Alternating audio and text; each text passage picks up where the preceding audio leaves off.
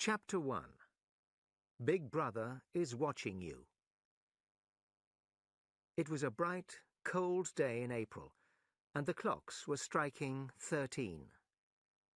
Winston Smith hurried home to Victory Mansions with his head down to escape the terrible wind. A cloud of dust blew inside with him, and the hall smelled of dust and yesterday's food. At the end of the hall, a poster covered one wall. It showed an enormous face, more than a metre wide, the face of a handsome man of about 45, with a large black moustache. The man's eyes seemed to follow Winston as he moved. Below the face were the words, "Big Brother is watching you." Winston went up the stairs.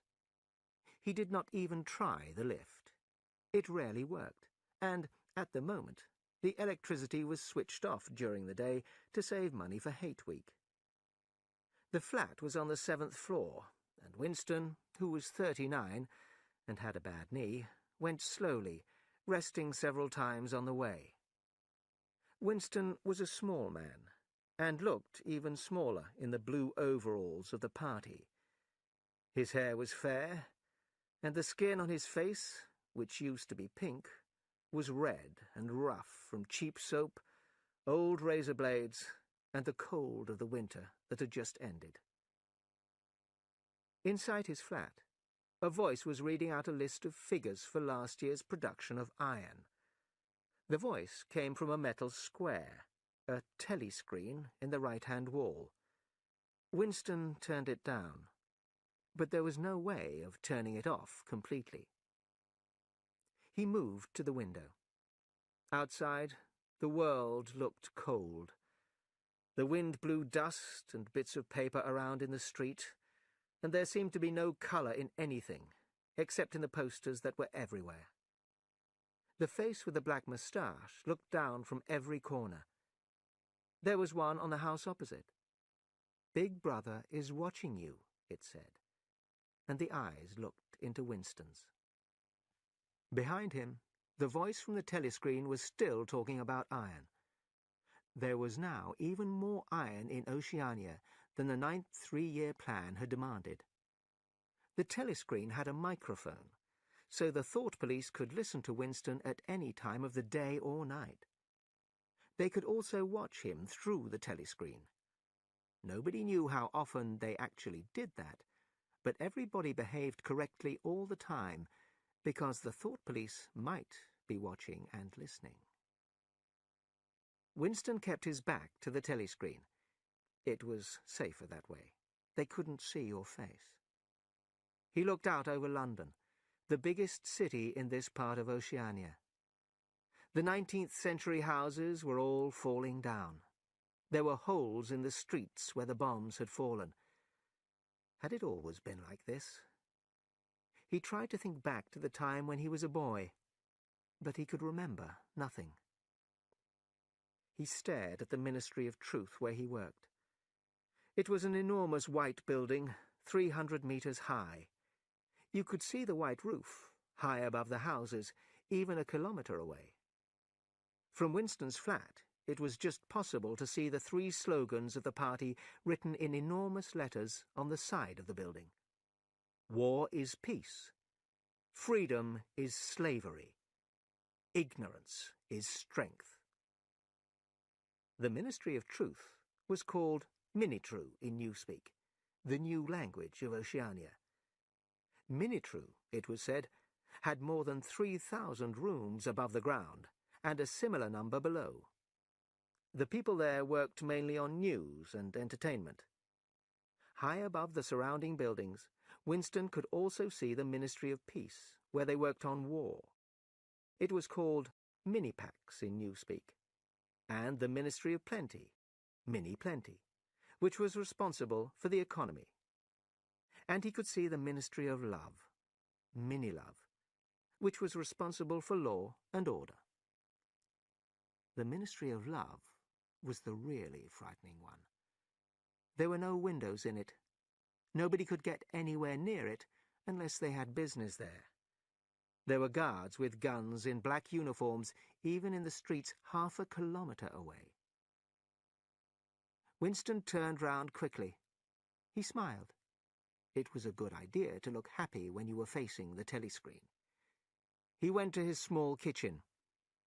He had not had lunch in the canteen before he left work, but there was no food there except a piece of dark, hard bread for tomorrow's breakfast. He poured himself a cup of colourless, oily gin and drank it down like medicine. It burned him inside, but he felt more cheerful afterwards. He went back to the living room and sat down at a small table to the left of the telescreen. It was the only place in the room where the telescreen could not see him. From a drawer in the table, he took out a pen and a big diary with beautiful cream paper, which he had bought in an old-fashioned shop in a poor part of the town. Party members like Winston were not allowed to go into ordinary shops, but many of them did. It was the only way to get things like razor blades. Winston opened the diary. This was not illegal. Nothing was illegal, as there were no laws now. But if the diary was found, they would punish him with death or with 25 years in a prison camp. He took the pen in his hand, then stopped. He felt sick. It was a decisive act to start writing.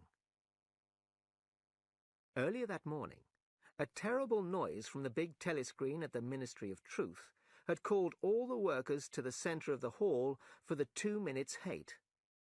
The face of Emmanuel Goldstein, enemy of the people, filled the telescreen. It was a thin, clever face, with its white hair and small beard, but there was something unpleasant about it.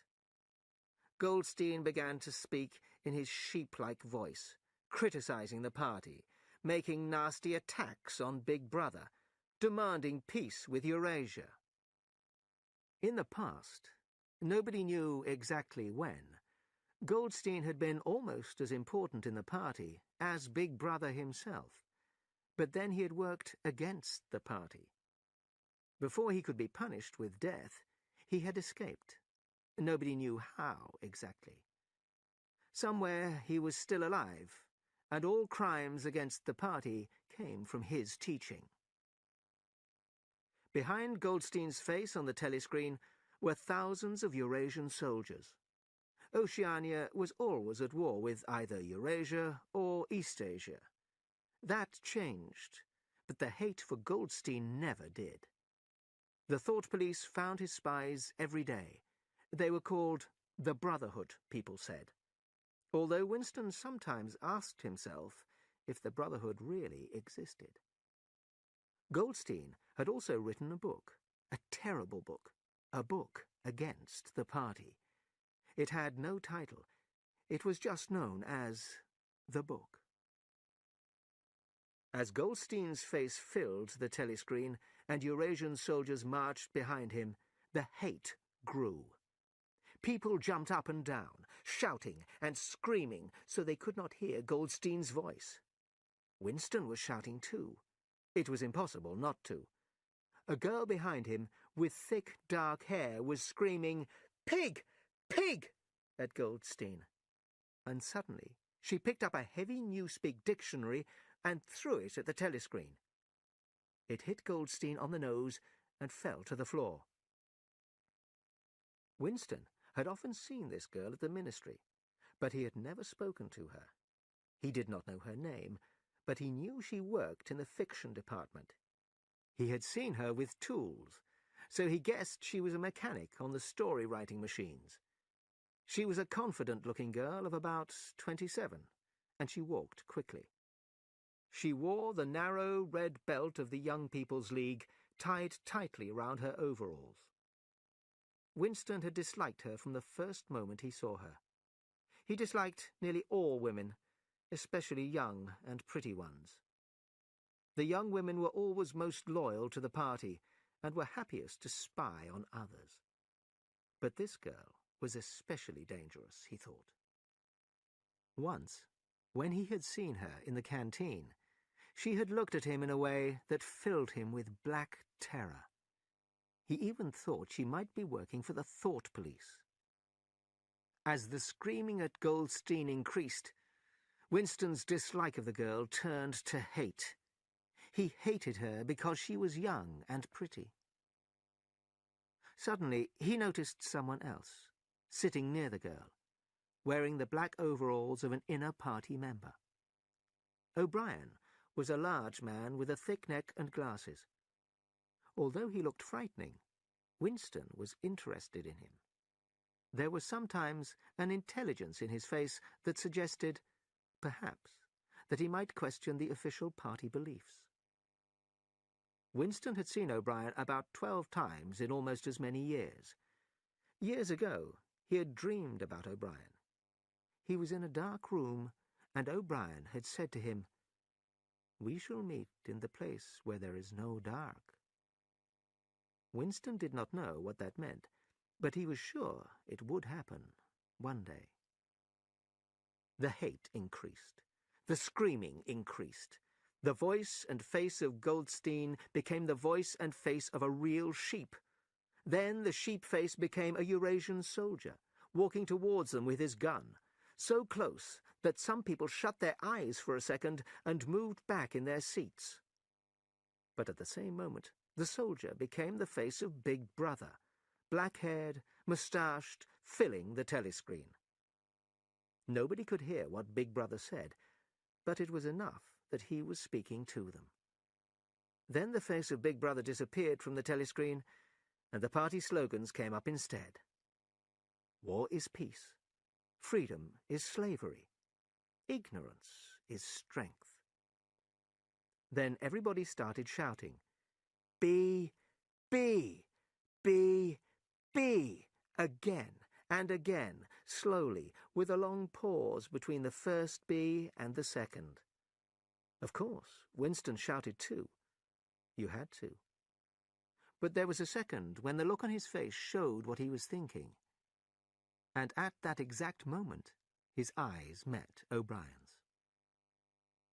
O'Brien was pushing his glasses up his nose. But Winston knew, yes, he knew, that O'Brien was thinking the same thing as he was. "I am with you," O'Brien seemed to say to him. "I hate all this, too." And then the moment of intelligence was gone, and O'Brien's face looked like everybody else's. Winston wrote the date in his diary, April the 4th, 1984. Then he stopped. He did not know definitely that this was 1984. He was 39, he believed. He had been born in 1944, or 1945. But nobody could be sure of dates. Not really. "Who am I writing this diary for?" he asked himself suddenly. For the future? For the unborn? But if the future was like the present, it would not listen to him. And if it was different, his situation would be meaningless. The telescreen was playing marching music. What had he intended to say? Winston stared at the page, then began to write. "Freedom is the freedom to say that 2 and 2 make 4. If you have that, everything else follows." He stopped. Should he go on? If he wrote more, or did not write more, the result would be the same. The thought police would get him. Even before he wrote anything, his crime was clear. Thought crime, they called it. It was always at night. The rough hand on your shoulder, the lights in your face. People just disappeared, always during the night. And then your name disappeared. Your existence was denied, and then forgotten. You were, in newspeak, vaporized. Suddenly, he wanted to scream. He started writing fast. Down with Big Brother. Down with Big Brother. Down with Big Brother. There was a knock on the door. Already. He sat as quietly as a mouse, hoping that they would go away. But no, there was another knock. He could not delay. That would be the worst thing he could do. His heart was racing, but even now his face, from habit, probably showed nothing. He got up and walked heavily towards the door. Chapter 2. The Spies. As he opened the door, Winston saw that he had left the diary open on the table. "Down with Big Brother" was written in it, in letters you could almost read across the room. But everything was all right. A small, sad-looking woman was standing outside. "Oh, Comrade Smith," she said, in a dull, little voice. "Do you think you could come across and help me with our kitchen sink?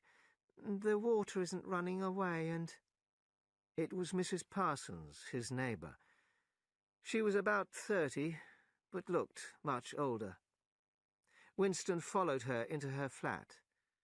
These repairs happened almost daily.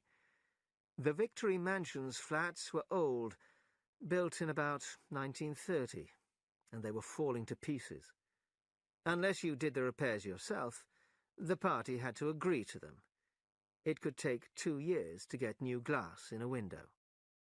"Tom isn't home," Mrs. Parsons explained.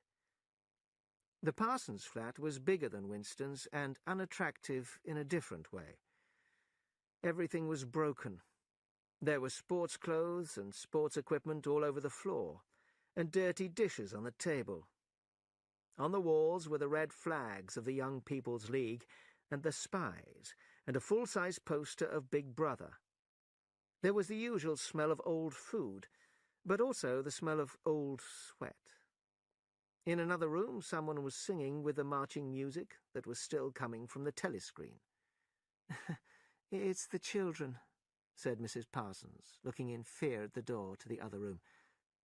"They haven't been out today, and, of course—" She often stopped without finishing her sentences. In the kitchen, the sink was full of dirty green water. "Of course, if Tom was home—" Mrs. Parsons started. Tom Parsons worked with Winston at the Ministry of Truth.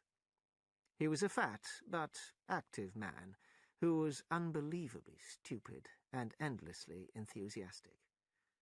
He was a follower with no mind of his own, the type that the party needed even more than they needed the thought police. At 35, Tom Parsons had only just been thrown out of the Young People's League, although he had wanted to stay. Before that, he had continued in the Spies for a year beyond the official age. At the ministry, he had a job which needed no intelligence, but he worked for the party every evening, organising walks and other activities. The smell of his sweat filled every room he was in, and stayed there after he had gone. Winston repaired the sink, taking out the unpleasant knot of hair that was stopping the water running away. He washed his hands and went back to the other room. "Put your hands up!" shouted a voice. A big, handsome boy of 9 was pointing a toy gun at him. His small sister, about 2 years younger, pointed a piece of wood. Both were dressed in the blue, grey, and red uniforms of the Spies. Winston put his hands up. The look of hate on the boy's face made him feel that it was not quite a game. "You're a Eurasian spy!" screamed the boy. "You're a thought criminal! I'll shoot you! I'll vaporize you!" Suddenly they were both running round him, shouting, "Spy! Thought criminal!" The little girl did everything seconds after her older brother did it. It was frightening, like the games of young, dangerous wild animals that will soon be man-eaters. Winston could see that the boy really wanted to hit or kick him, and was nearly big enough to do so.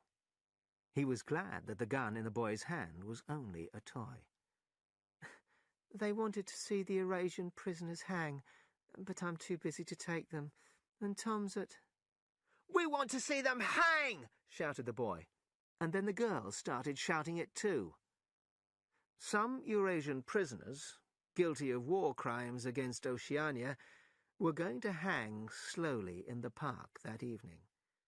This happened every month or two, and was a popular evening's entertainment. Children were often taken to see it. Winston said goodbye to Mrs. Parsons and walked towards the door. He heard a loud noise as a bomb fell. About 20 or 30 of them were falling on London each week. Then he felt a terrible pain in the back of his neck. He turned and saw Mrs. Parsons trying to take some sharp stones from her son's hand. "Goldstein!" screamed the boy. But Winston was most shocked by the look of helpless terror on Mrs. Parsons' grey face.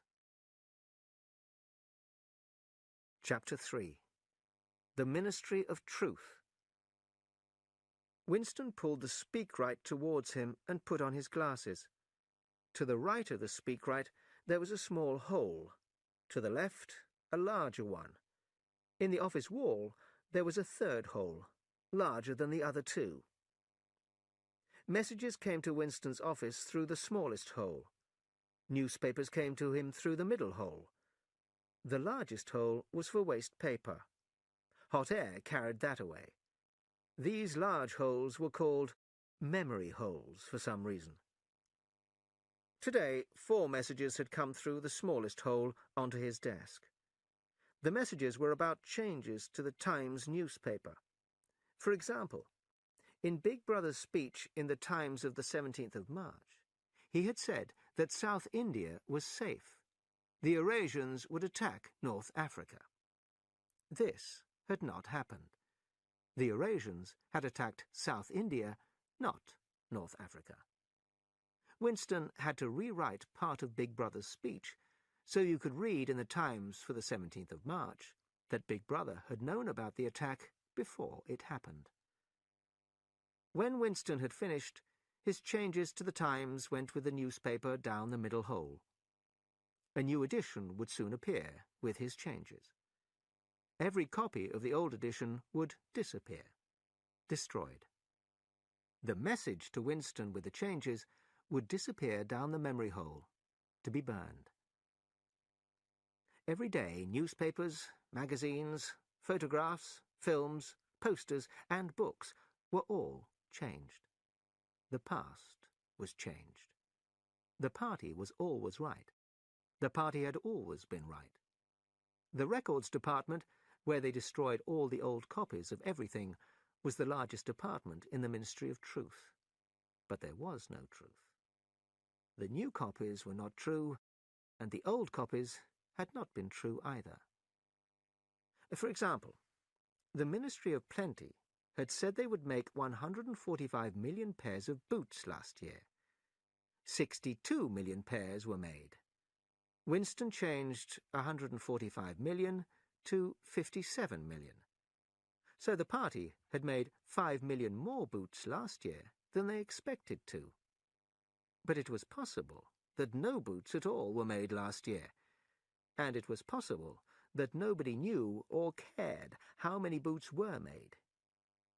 You could read in the newspapers that 5 million extra pairs of boots had been made, and you could see that half the people in Oceania had no boots. Winston looked around the office. A woman with fair hair spent all day looking for the names of people who had been vaporized. Each of them was, in newspeak, an unperson. She took their names out of every newspaper, book, letter. Her own husband had been vaporized last year. She took his name out, too. People disappeared from the newspapers when they were vaporized, and they could also appear in the newspapers when they did not exist. Winston remembered Mr. Ogilvy. He had appeared in the newspapers because he had led the sort of life the party wanted. Ogilvy had joined the spies at the age of 6. At 11, he told the thought police that his uncle was a criminal. At 17, he had been an organizer in the Young People's League. At 19, he had invented a new bomb which had killed 31 Eurasians when it was first tried. At 23, Ogilvy had died like a hero, fighting the Eurasians. There were photographs of Ogilvy, but there had been No, Ogilvy. Not really. The photographs were made at the Ministry of Truth. Ogilvy was part of a past that never happened. Anything could be changed. A dreamy man with hairy ears called Ampleforth rewrote old poems until they supported everything the party believed in. But all this work, all these changes, were not the main work of the Ministry of Truth. Most workers in the ministry were busy writing everything that the people of Oceania read or saw. All the newspapers, films, plays, poems, school books, telescreen programs and songs, the Newspeak dictionaries and children's spelling books. After his morning's work, Winston went to the canteen. It was full, very noisy, and smelled of cheap food and the gin that was sold from a hole in the wall. "Ah, I was looking for you," said a voice behind Winston. It was Syme, his friend from the dictionary department. Perhaps friend was not exactly the right word. You did not have friends these days. You had comrades. But some comrades were more interesting than others. Syme was working on the 11th edition of the Newspeak Dictionary. He was a small man, even smaller than Winston, with dark hair and large eyes. These eyes were sad, but they seemed to laugh at you and to search your face closely when he talked to you. "Have you got any razor blades?" asked Syme. "None," said Winston quickly. Perhaps too quickly. "I've looked for them everywhere." Everyone was asking for razor blades. There had been none in the party shops for months. There was always something which the party could not make enough of. Sometimes it was buttons, sometimes it was wool. Now it was razor blades. "I've been using the same blade for 6 weeks," he lied. He actually had 2 new ones at home. The people waiting for food and gin moved forward, slowly. Winston and Syme took dirty plates from the pile. "Did you go to the park yesterday?" asked Syme. "All the Eurasian prisoners were hanged." "I was working," said Winston. "I'll see it at the cinema." "That's not as good," said Syme. His eyes looked hard at Winston's face. "I know you," they seemed to say. "I know why you didn't go to see the prisoners die." Syme was an enthusiastic supporter of the party's decisions about war, prisoners, thought crime, the deaths in the underground rooms below the Ministry of Love. Winston always tried to move conversation with him away from all that. Syme knew a lot about Newspeak, and when he talked about language, he was interesting.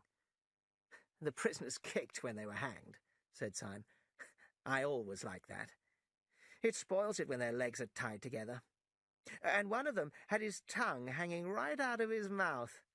It was quite a bright blue. I like that kind of detail." "Next, please," called the prole who was giving out the food, and Winston and Syme gave her their plates. She put some grey meat on each one. There was also some bread, a small piece of cheese, and a cup of sugarless black coffee.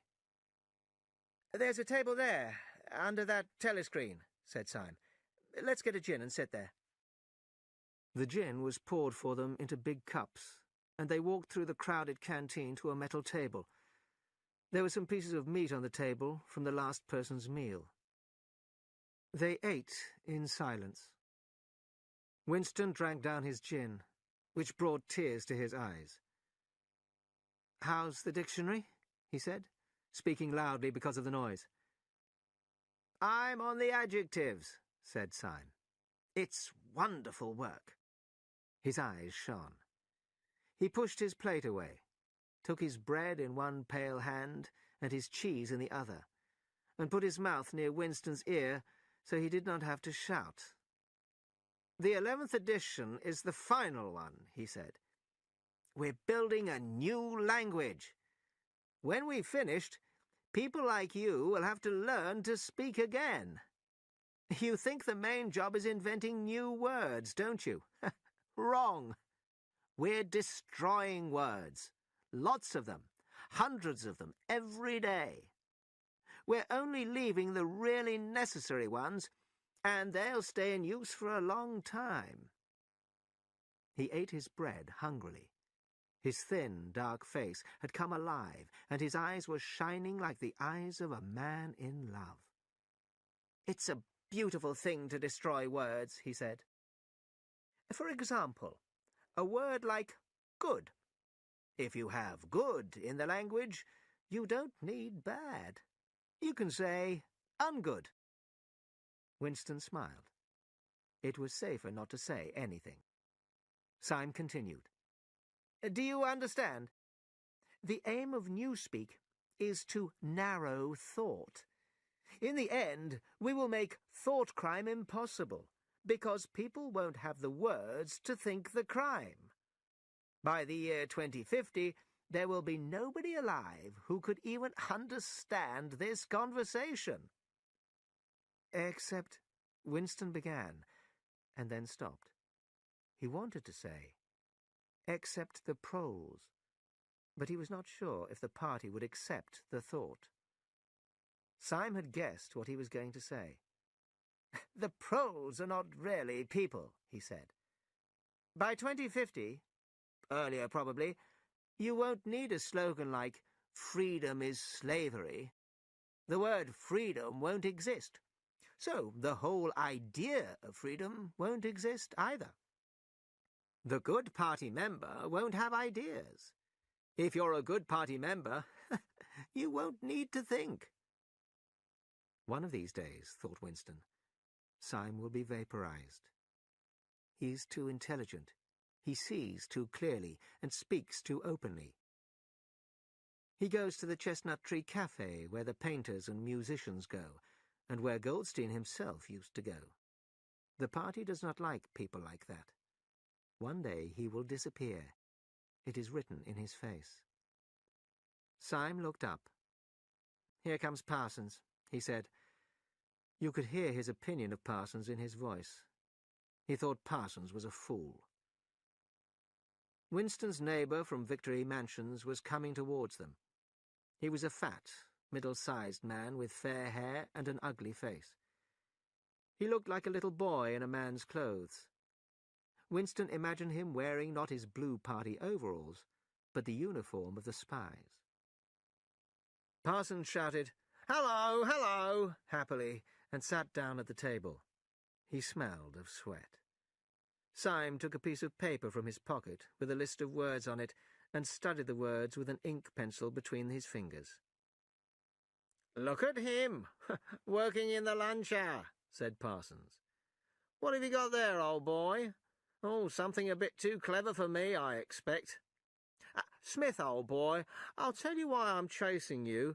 It's the money you forgot to give me." "What money?" said Winston, feeling for money in his pocket. "About a quarter of your earnings were paid back to the party in different ways." "The money for Hate Week.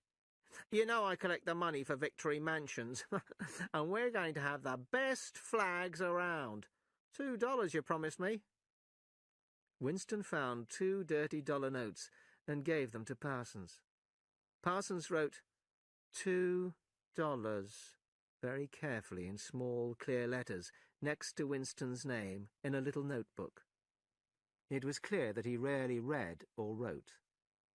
"Oh, Smith, old boy," he said, "I hear that son of mine threw stones at you yesterday. I talked to him about it. He won't do it again, believe me." "I think he was angry because he couldn't see the Eurasian prisoners hang," said Winston. "Yes, well, that shows what good children they are, doesn't it? Both of them. They only think about the spies. And the war, of course. Do you know what my girl did last week? She was on a walk in the country with the spies, and she saw a strange man. She and 2 other girls followed him and then told the police about him." "What did they do that for?" Winston asked, shocked. "They thought he was a Eurasian spy," said Parsons. "They noticed his shoes were different," he added proudly. Winston looked at the dirty canteen, looked at all the ugly people in their ugly overalls, ate the terrible food, and listened to the telescreen.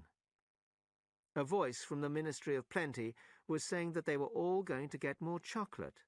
20 grams a week. Was he the only one who remembered that last week they got 30 grams? They were getting less chocolate, not more.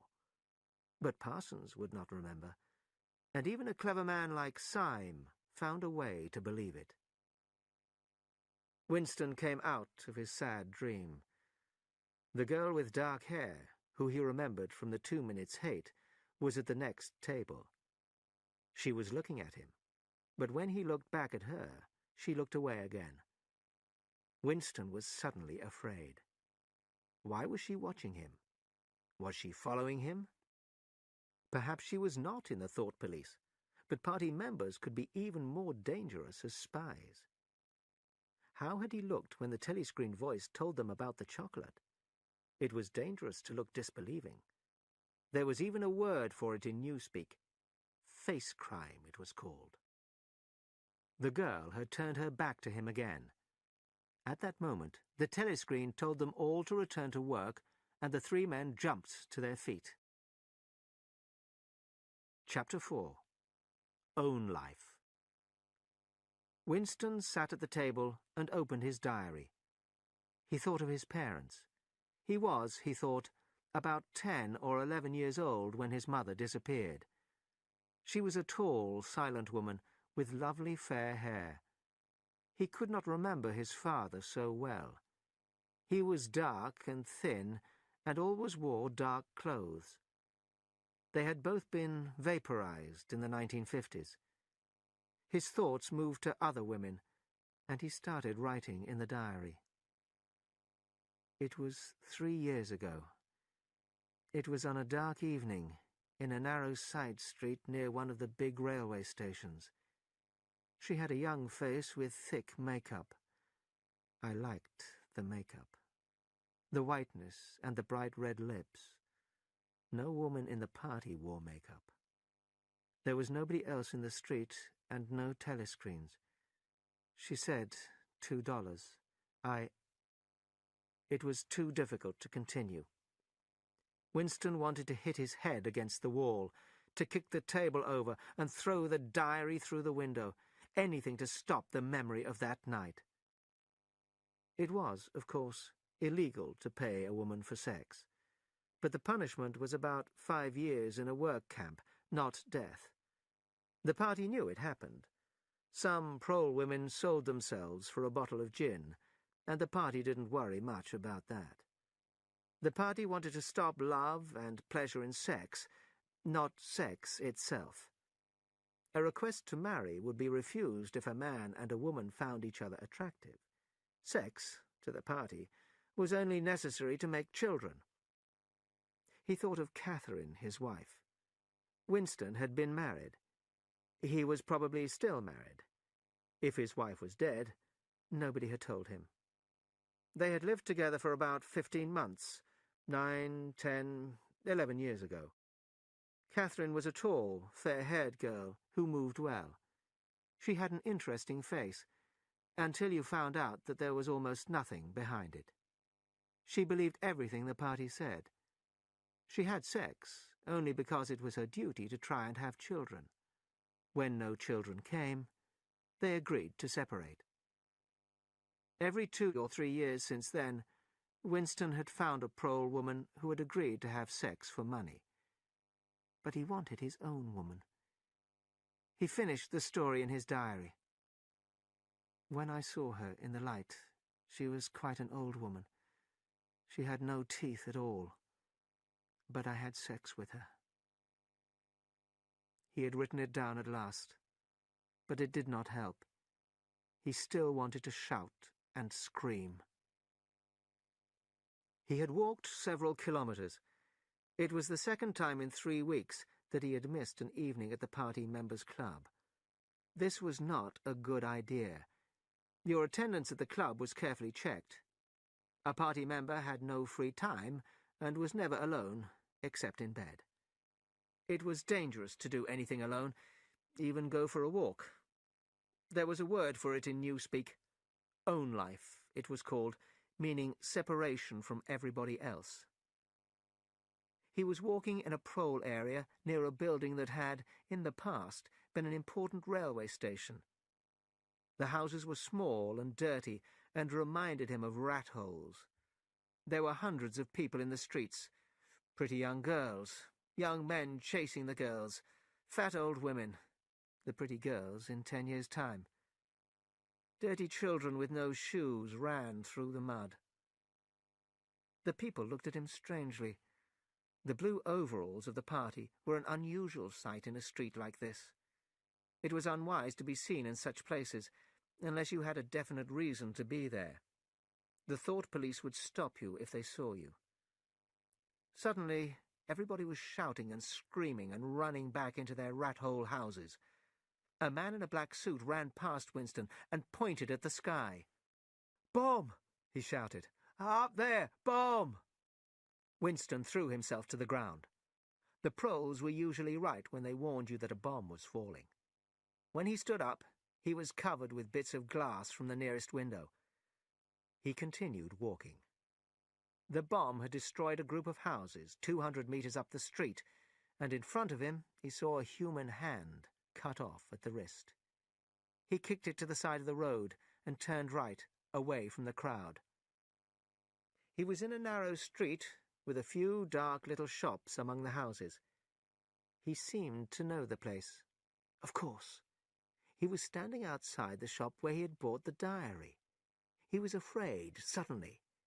He had been mad to buy the diary, and he had promised himself he would never come near this place again. But he noticed that the shop was still open, although it was nearly 21 hours. He would be safer inside than standing there doing nothing outside, so he went in. If anyone asked, he could say he was trying to buy a razor blade. The owner had just lit a hanging oil lamp, which smelled unclean, but friendly. He was a small, gentle-looking man of about 60, with a long nose and thick glasses. His hair was almost white, but the rest of his face looked surprisingly young. He looked like a writer, or perhaps a musician. His voice was soft, and he didn't speak like a prole. "I recognized you when you were outside," he said immediately. "You're the gentleman who bought the diary. There's beautiful paper in that diary. No paper like that has been made for, I'd say 50 years. He looked at Winston over the top of his glasses. "Is there anything special I can do for you? Or did you just want to look round?" "I was, passing," said Winston. "And I just came in. I don't want to buy anything."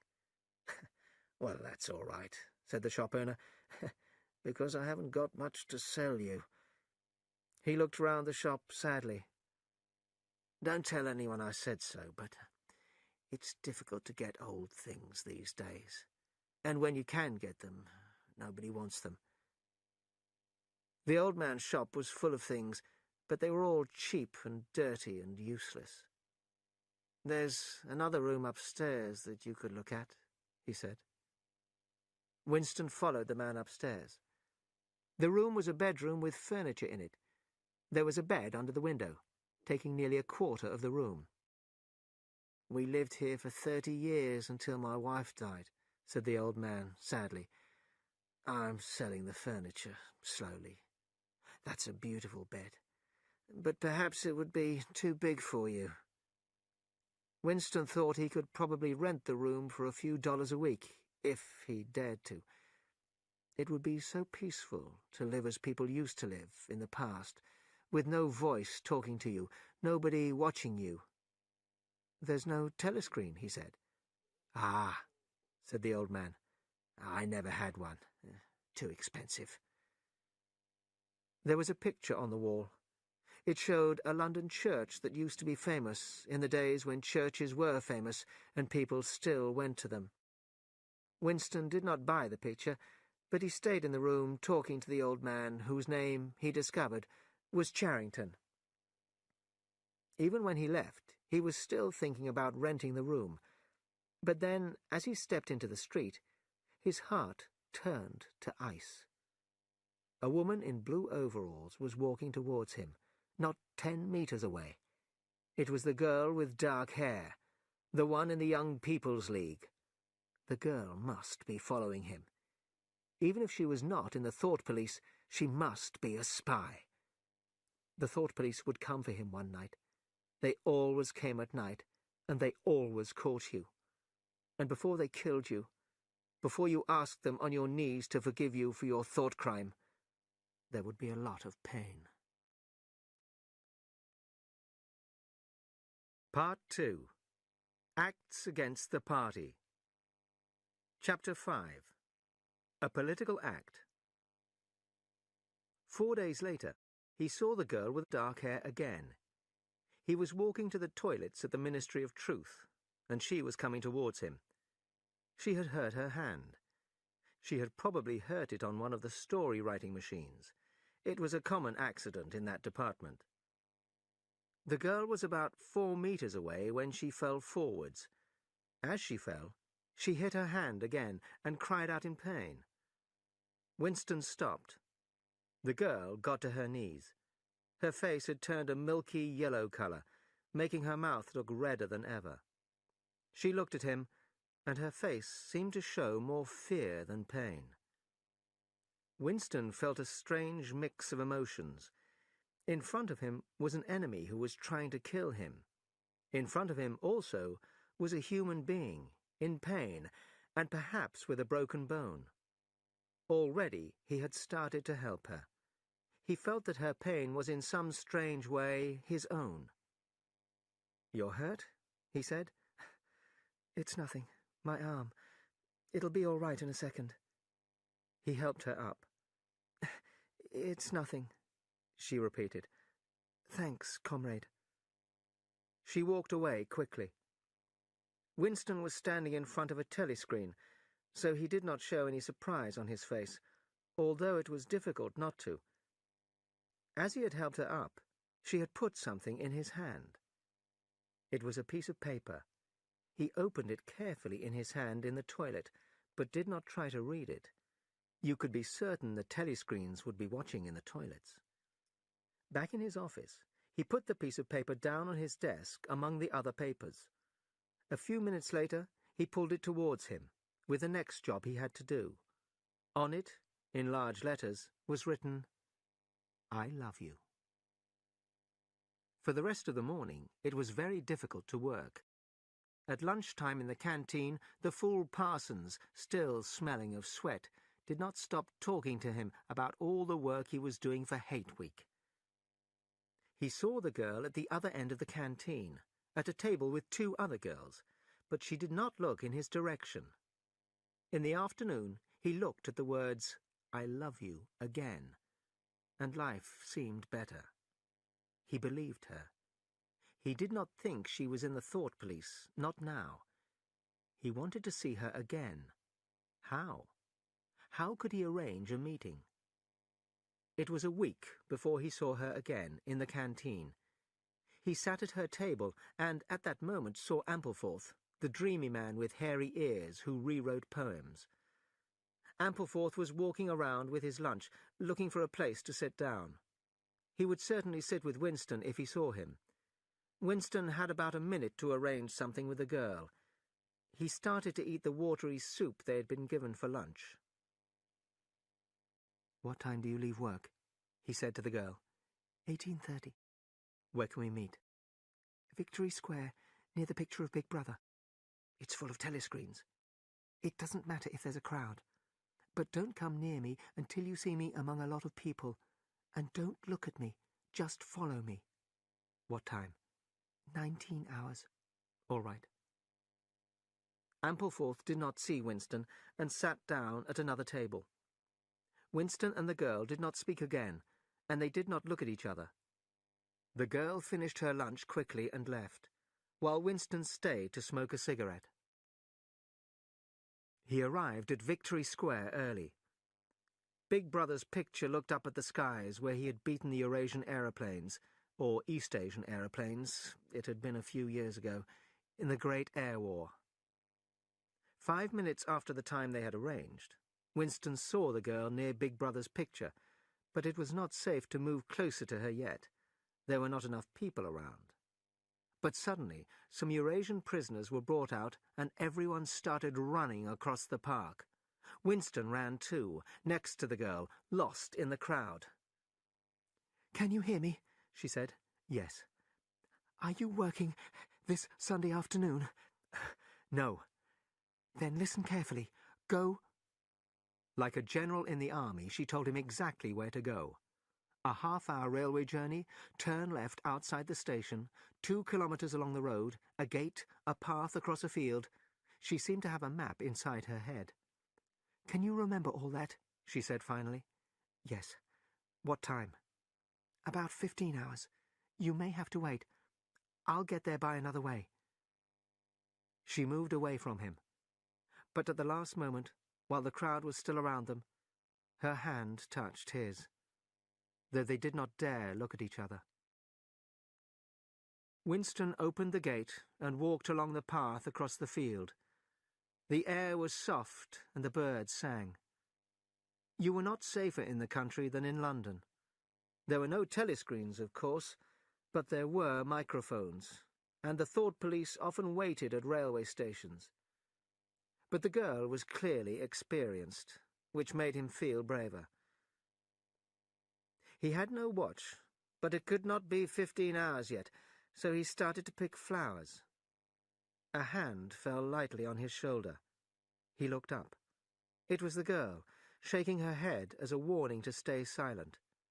She walked ahead of him, and it was clear to Winston that she had been this way before. He followed, carrying his flowers, feeling that he was not good enough for her. They were in an open space of grass between tall trees when the girl stopped and turned. "Here we are," she said. He stood quite close to her, but did not dare move nearer.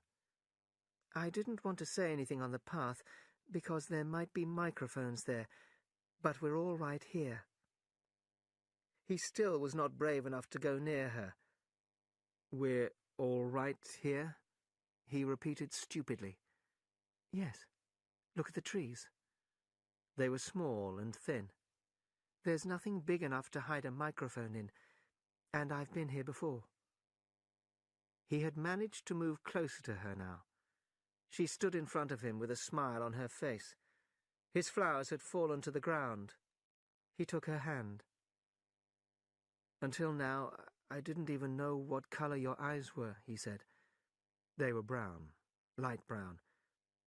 And now you've seen what I'm really like, can you even look at me?" "Yes, easily." "I'm 39 years old. I've got a wife that I can't get rid of. I've got a bad knee. I've got 5 false teeth." "I don't care," said the girl. The next moment she was in his arms on the grass. But the truth was that, although he felt proud, he also felt disbelief. He had no physical desire. It was too soon. Her beauty frightened him. Perhaps he was just used to living without women. The girl sat up and pulled a flower out of her hair. "Don't worry, dear. There's no hurry. Isn't this a wonderful place? I found it when I got lost once on a walk in the country with the Young People's League. If anyone was coming, you could hear them 100 meters away." "What's your name?" asked Winston. "Julia. I know yours. It's Winston. Winston Smith. Tell me, dear, what did you think of me before I gave you the note?" He did not even think of lying to her. It was like an offer of love to tell her the truth. "I hated the sight of you," he said. "If you really want to know, I thought you were in the thought police." The girl laughed, clearly pleased that she had hidden her true feelings so well. She pulled out some chocolate from the pocket of her overalls, broke it in half, and gave one of the pieces to Winston. It was very good chocolate. "Where did you get it?" he asked. "Oh, there are places," she said. It's easier if you seem to be a good party member like me. I'm good at games. I was a group leader in the Spies. I work 3 evenings a week for the Young People's League. I spend hours and hours putting up posters all over London. I do anything they want, and I always look happy about it. It's the only way to be safe. The taste of the excellent chocolate was still in Winston's mouth. "You are very young," he said. "You're 10 or 15 years younger than I am. What did you find attractive in a man like me?" "It was something in your face. I thought I'd take a chance. I'm good at finding people who don't belong. When I first saw you, I knew you were against them." When Julia said them, she meant the party, especially the inner party. She spoke about them with real hate, using bad words. Winston did not dislike that. It was part of her personal war against the party. He kissed her softly and took her hands in his. "Have you done this before?" "Of course. Hundreds of times. Well, a lot of times." "With party members?" "Yes." "With members of the inner party?" "Not with those pigs, no. But there are plenty that would if they got the chance. They're not as pure as they pretend to be." His heart raced. He hoped that the party was weakened by a lie. "Listen, the more men you've had, the more I love you. Do you understand that?" "Yes, perfectly." "You like doing this? I don't mean just me. I mean the thing itself." "I love it." That was what he wanted to hear. The need for sex, not the love of one person, would finish the party. He pressed her down on the grass. This time there was no difficulty. Afterwards they fell asleep and slept for about half an hour. Their love, their sex together, had beaten the party. It was a political act. Chapter 6. They Can't Get Inside You. Winston looked round the little room above Mr. Charrington's shop. As he had thought, Mr. Charrington had been happy to rent it to him. He did not even mind that Winston wanted the room to meet his lover. Everyone, he had said, wanted a place where they could be alone and private occasionally. They had taken the room because during the month of May they had made love only one more time. "It's safe to meet anywhere twice," Julia had said. Then they had had to see each other in the street, in a different place every evening, and never for more than half an hour at a time. The idea of having their own hiding place, indoors and near home, had been exciting for both of them. They were fools, Winston thought again. It was impossible to come here for more than a few weeks without being caught. But he needed her, and he felt he deserved her. Julia was 26 years old. She lived in a party building with 30 other girls. All was the smell of women. "I hate women," she said. And she worked, as he had guessed, on the story-writing machines. She enjoyed her job, looking after a powerful electric motor. She was not clever, and did not much enjoy reading, but she liked machinery. Life, as she saw it, was quite simple. You wanted a good time. They, meaning the party, wanted to stop you having it. So you broke the rules as well as you could. At that moment he heard her on the stairs outside, and then she ran into the room. She was carrying a bag. She went down on her knees, took packets of food from the bag, and put them on the floor. She had real sugar, real bread, real jam, all the good food that nobody had seen for years. And then... "This is the one I'm really proud of. I had to put paper round it because—" But she did not have to tell him why she had paper round it. The smell was already filling the room. "It's coffee," he said softly. "Real coffee. It's inner party coffee. There's a whole kilo here," she said. "How did you get it?" "There's nothing those inner party pigs don't have. But of course waiters and servants steal things, and... Look, I got a little packet of tea as well." Winston opened the packet. "It's real tea. not fruit leaves." "Yes," she said. "But listen, dear, I want you to turn your back on me for 3 minutes. Go and sit on the other side of the bed, and don't turn round until I tell you." Winston looked out of the window. He listened to a woman singing outside with deep feeling. Winston thought she would be quite happy if that June evening never ended. He had never heard a member of the party sing like that. "You can turn round now," said Julia. He turned round, and for a second almost did not recognize her. He thought she had taken her clothes off, but the change in her was more surprising than that. She had painted her face. He thought the makeup must be from a shop in the Prole area.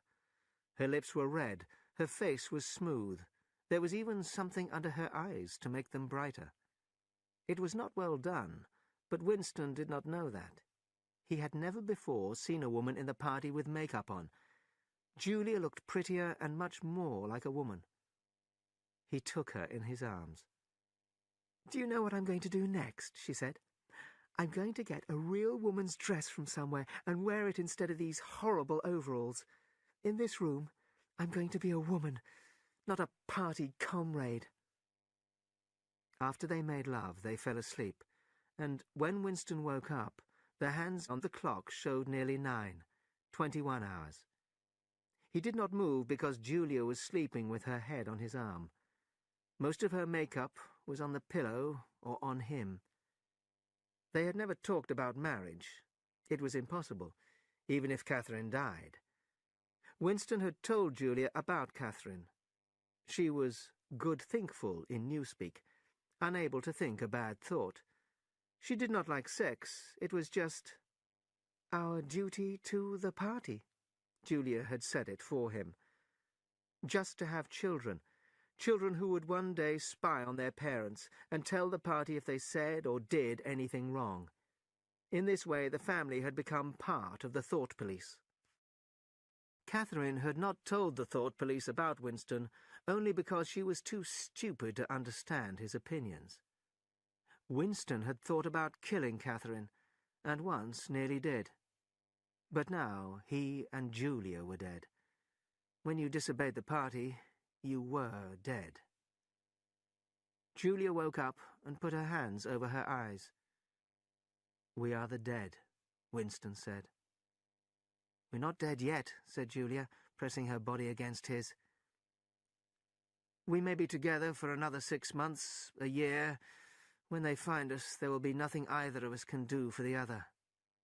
"We will tell them everything," she said. "Everybody always does. They make you feel so much pain."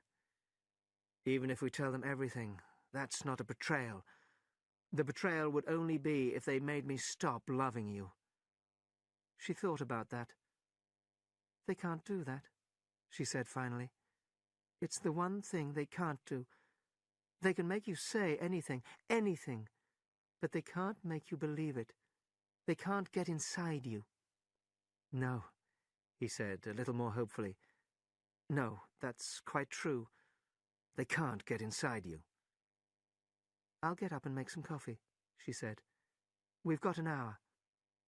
What time do they turn the lights off at your flats?" 23:30. "It's 23 hours at the party building, but you have to get in earlier than that because—" She suddenly reached down from the bed to the floor, picked up a shoe, and threw it hard into the corner of the room.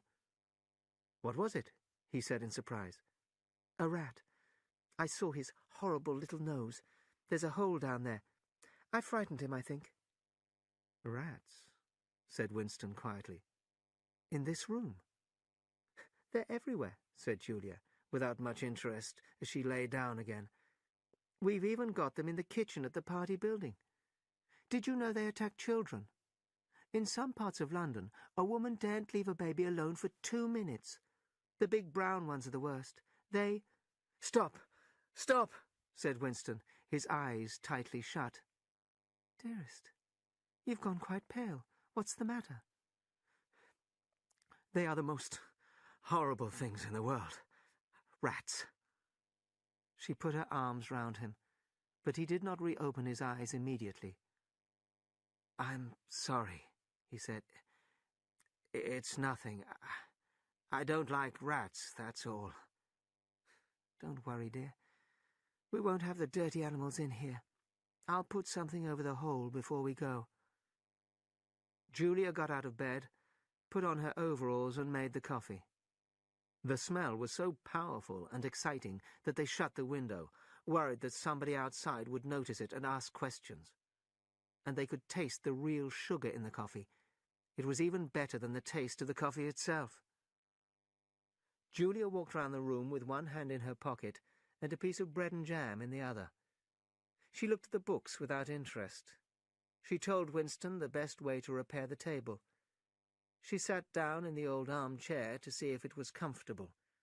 She smiled at the old 12-hour clock. "How old is that picture over there, do you think?" she asked. 100 years old? "More. 200. But it's impossible to discover the age of anything these days." She looked at it. "What is this place?" "It's a church. Well, that's what it used to be." When Winston got out of bed, it was dark. The room was a world, a past world, and they were the last two people from it who were still living. Chapter 7. Our leader, Emmanuel Goldstein. They vaporized Syme. One morning he was not at work. A few careless people talked about his absence. On the next day, nobody talked about him. His name disappeared from lists and newspapers. He did not exist. He had never existed. Parsons was helping to organize Hate Week. He was completely happy, running around, painting posters, singing the new hate song, smelling even more strongly of sweat in the hot weather. Daily life no longer caused Winston pain. He had stopped drinking gin at all hours, and his knee felt better. He did not want to shout angry words at the telescreen all the time.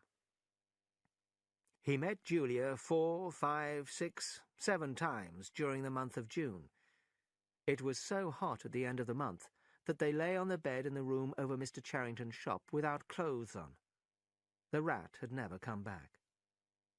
Sometimes they talked about a more open war against the party, but they did not know how to begin. Winston told her about the strange understanding that seemed to exist between himself and O'Brien. He sometimes felt like going to see him, telling him he was the enemy of the party, demanding O'Brien's help. Strangely, Julia did not think this was a wild idea.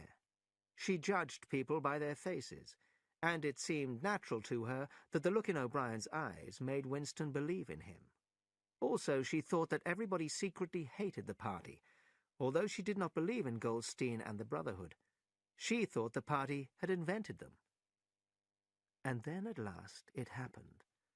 All his life, it seemed to him, he had been waiting for this. There was a message from O'Brien. Winston was outside his office at the ministry when he heard a small cough behind him and turned. It was O'Brien. "I was reading your Newspeak article the other day. You know a lot about Newspeak, I believe." "Oh, not really. I've never invented any of the words." "But you write it very well," said O'Brien. "That is not only my own opinion. I was talking recently to a friend of yours who knows a lot about Newspeak. I can't remember his name at the moment." Winston's heart jumped. This could only mean Syme. But Syme was not only dead, he was vaporized, an unperson. It was dangerous to talk about an unperson. They could kill you for it. O'Brien was sharing a thought crime with him. "In your Newspeak article, you use 2 words which we have recently taken out of the language," said O'Brien. "Have you seen the new 10th edition?" "No," said Winston. "We still have the 9th in the office. The 10th will not be sent to officers for some months, but I have one. Would you like to see it, perhaps?" "Yes, very much," said Winston, who could see where this was leading. "You will be interested, I'm sure. You will like the smaller number of verbs. Shall I send someone to you with the dictionary? But I always forget that kind of thing. Perhaps you could collect it from my flat at a convenient time. Wait, let me give you my address. They were standing in front of a telescreen which could see what he was writing. He wrote an address in a notebook, pulled out the page and gave it to Winston. I am usually at home in the evenings, he said. If not, my servant will give you the dictionary. And then he was gone. They had done it. They had done it at last. The room was long, carpeted, and softly lit. The sound from the telescreen was low. At the far end of the room, O'Brien was sitting under a lamp with papers on either side of him. He did not look up when the servant showed Winston and Julia in. Winston's heart was beating fast. It was dangerous to arrive with Julia, although they had met only outside O'Brien's flat. And although O'Brien had invited him, he was still afraid of the black-uniformed guards in this enormous building with its strange smells of good food and tobacco. But the guards had not ordered him out. O'Brien continued to work and did not look pleased at the visit. It seemed quite possible to Winston that he had just made a stupid mistake. He could not even pretend that he had come only to borrow the dictionary. If he had, why was Julia here? O'Brien got up slowly from his chair and came towards them across the thick carpet. He pressed a switch on the wall, and the voice from the telescreen stopped. Julia gave a small cry of surprise, and without thinking, Winston said, "You can turn it off." "Yes," said O'Brien. "We can turn it off. We, in the inner party, are allowed to do that." Nobody spoke. Without the voice from the telescreen, the room was completely silent. Then O'Brien smiled. "Shall I say it, or will you?" he said. "I will say it," said Winston immediately. "That thing is really turned off?" "Yes. We are alone." Winston paused. He did not know exactly what he expected from O'Brien. Then he continued. "We believe that there is a secret organization working against the party, and that you are part of it. We want to join it and work for it. We are enemies of the party. We are lovers, and we are thought criminals. And now we are in your power." O'Brien took a bottle and filled 3 glasses with dark red liquid. It reminded Winston of something he had seen a long time ago.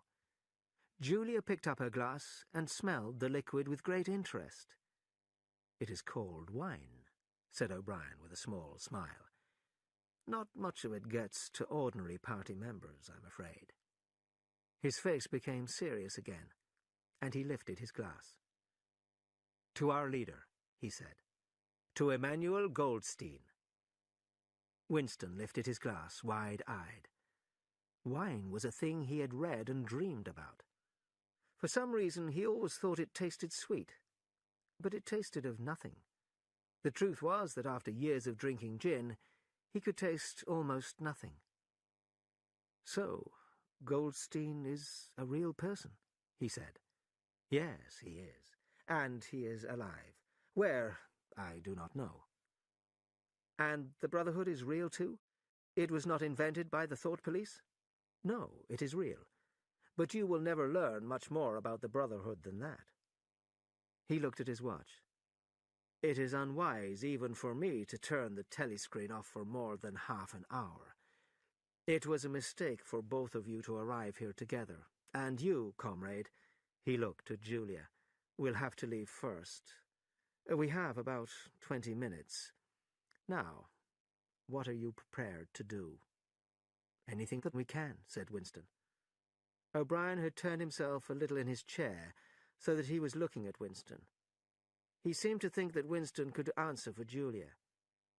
"You are willing to give your lives?" "Yes."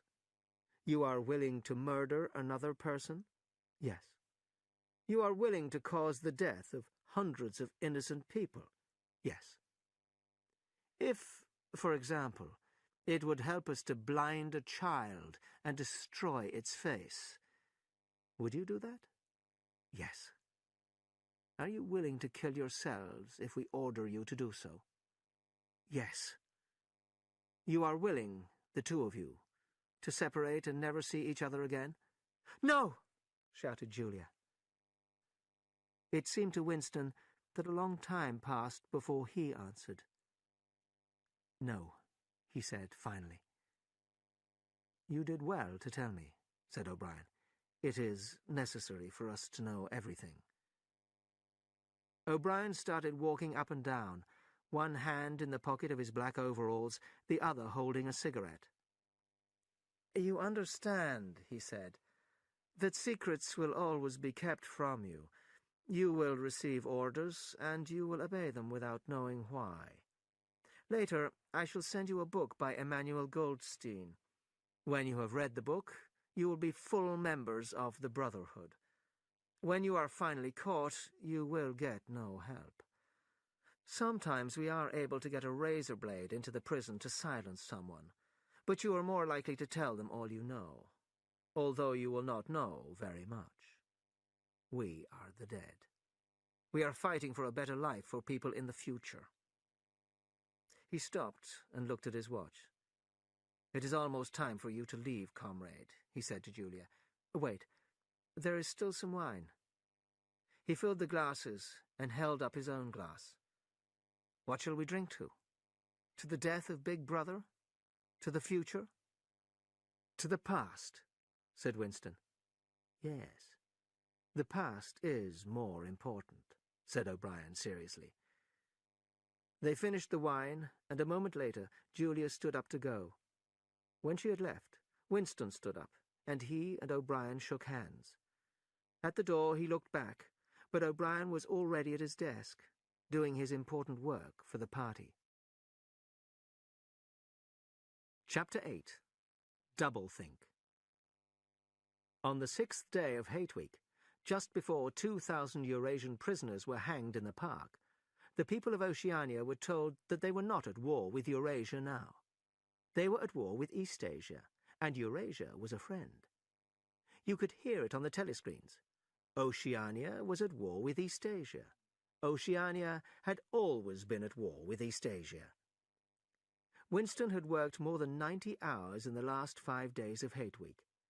Now he had finished, and he had nothing to do, no party work until tomorrow morning.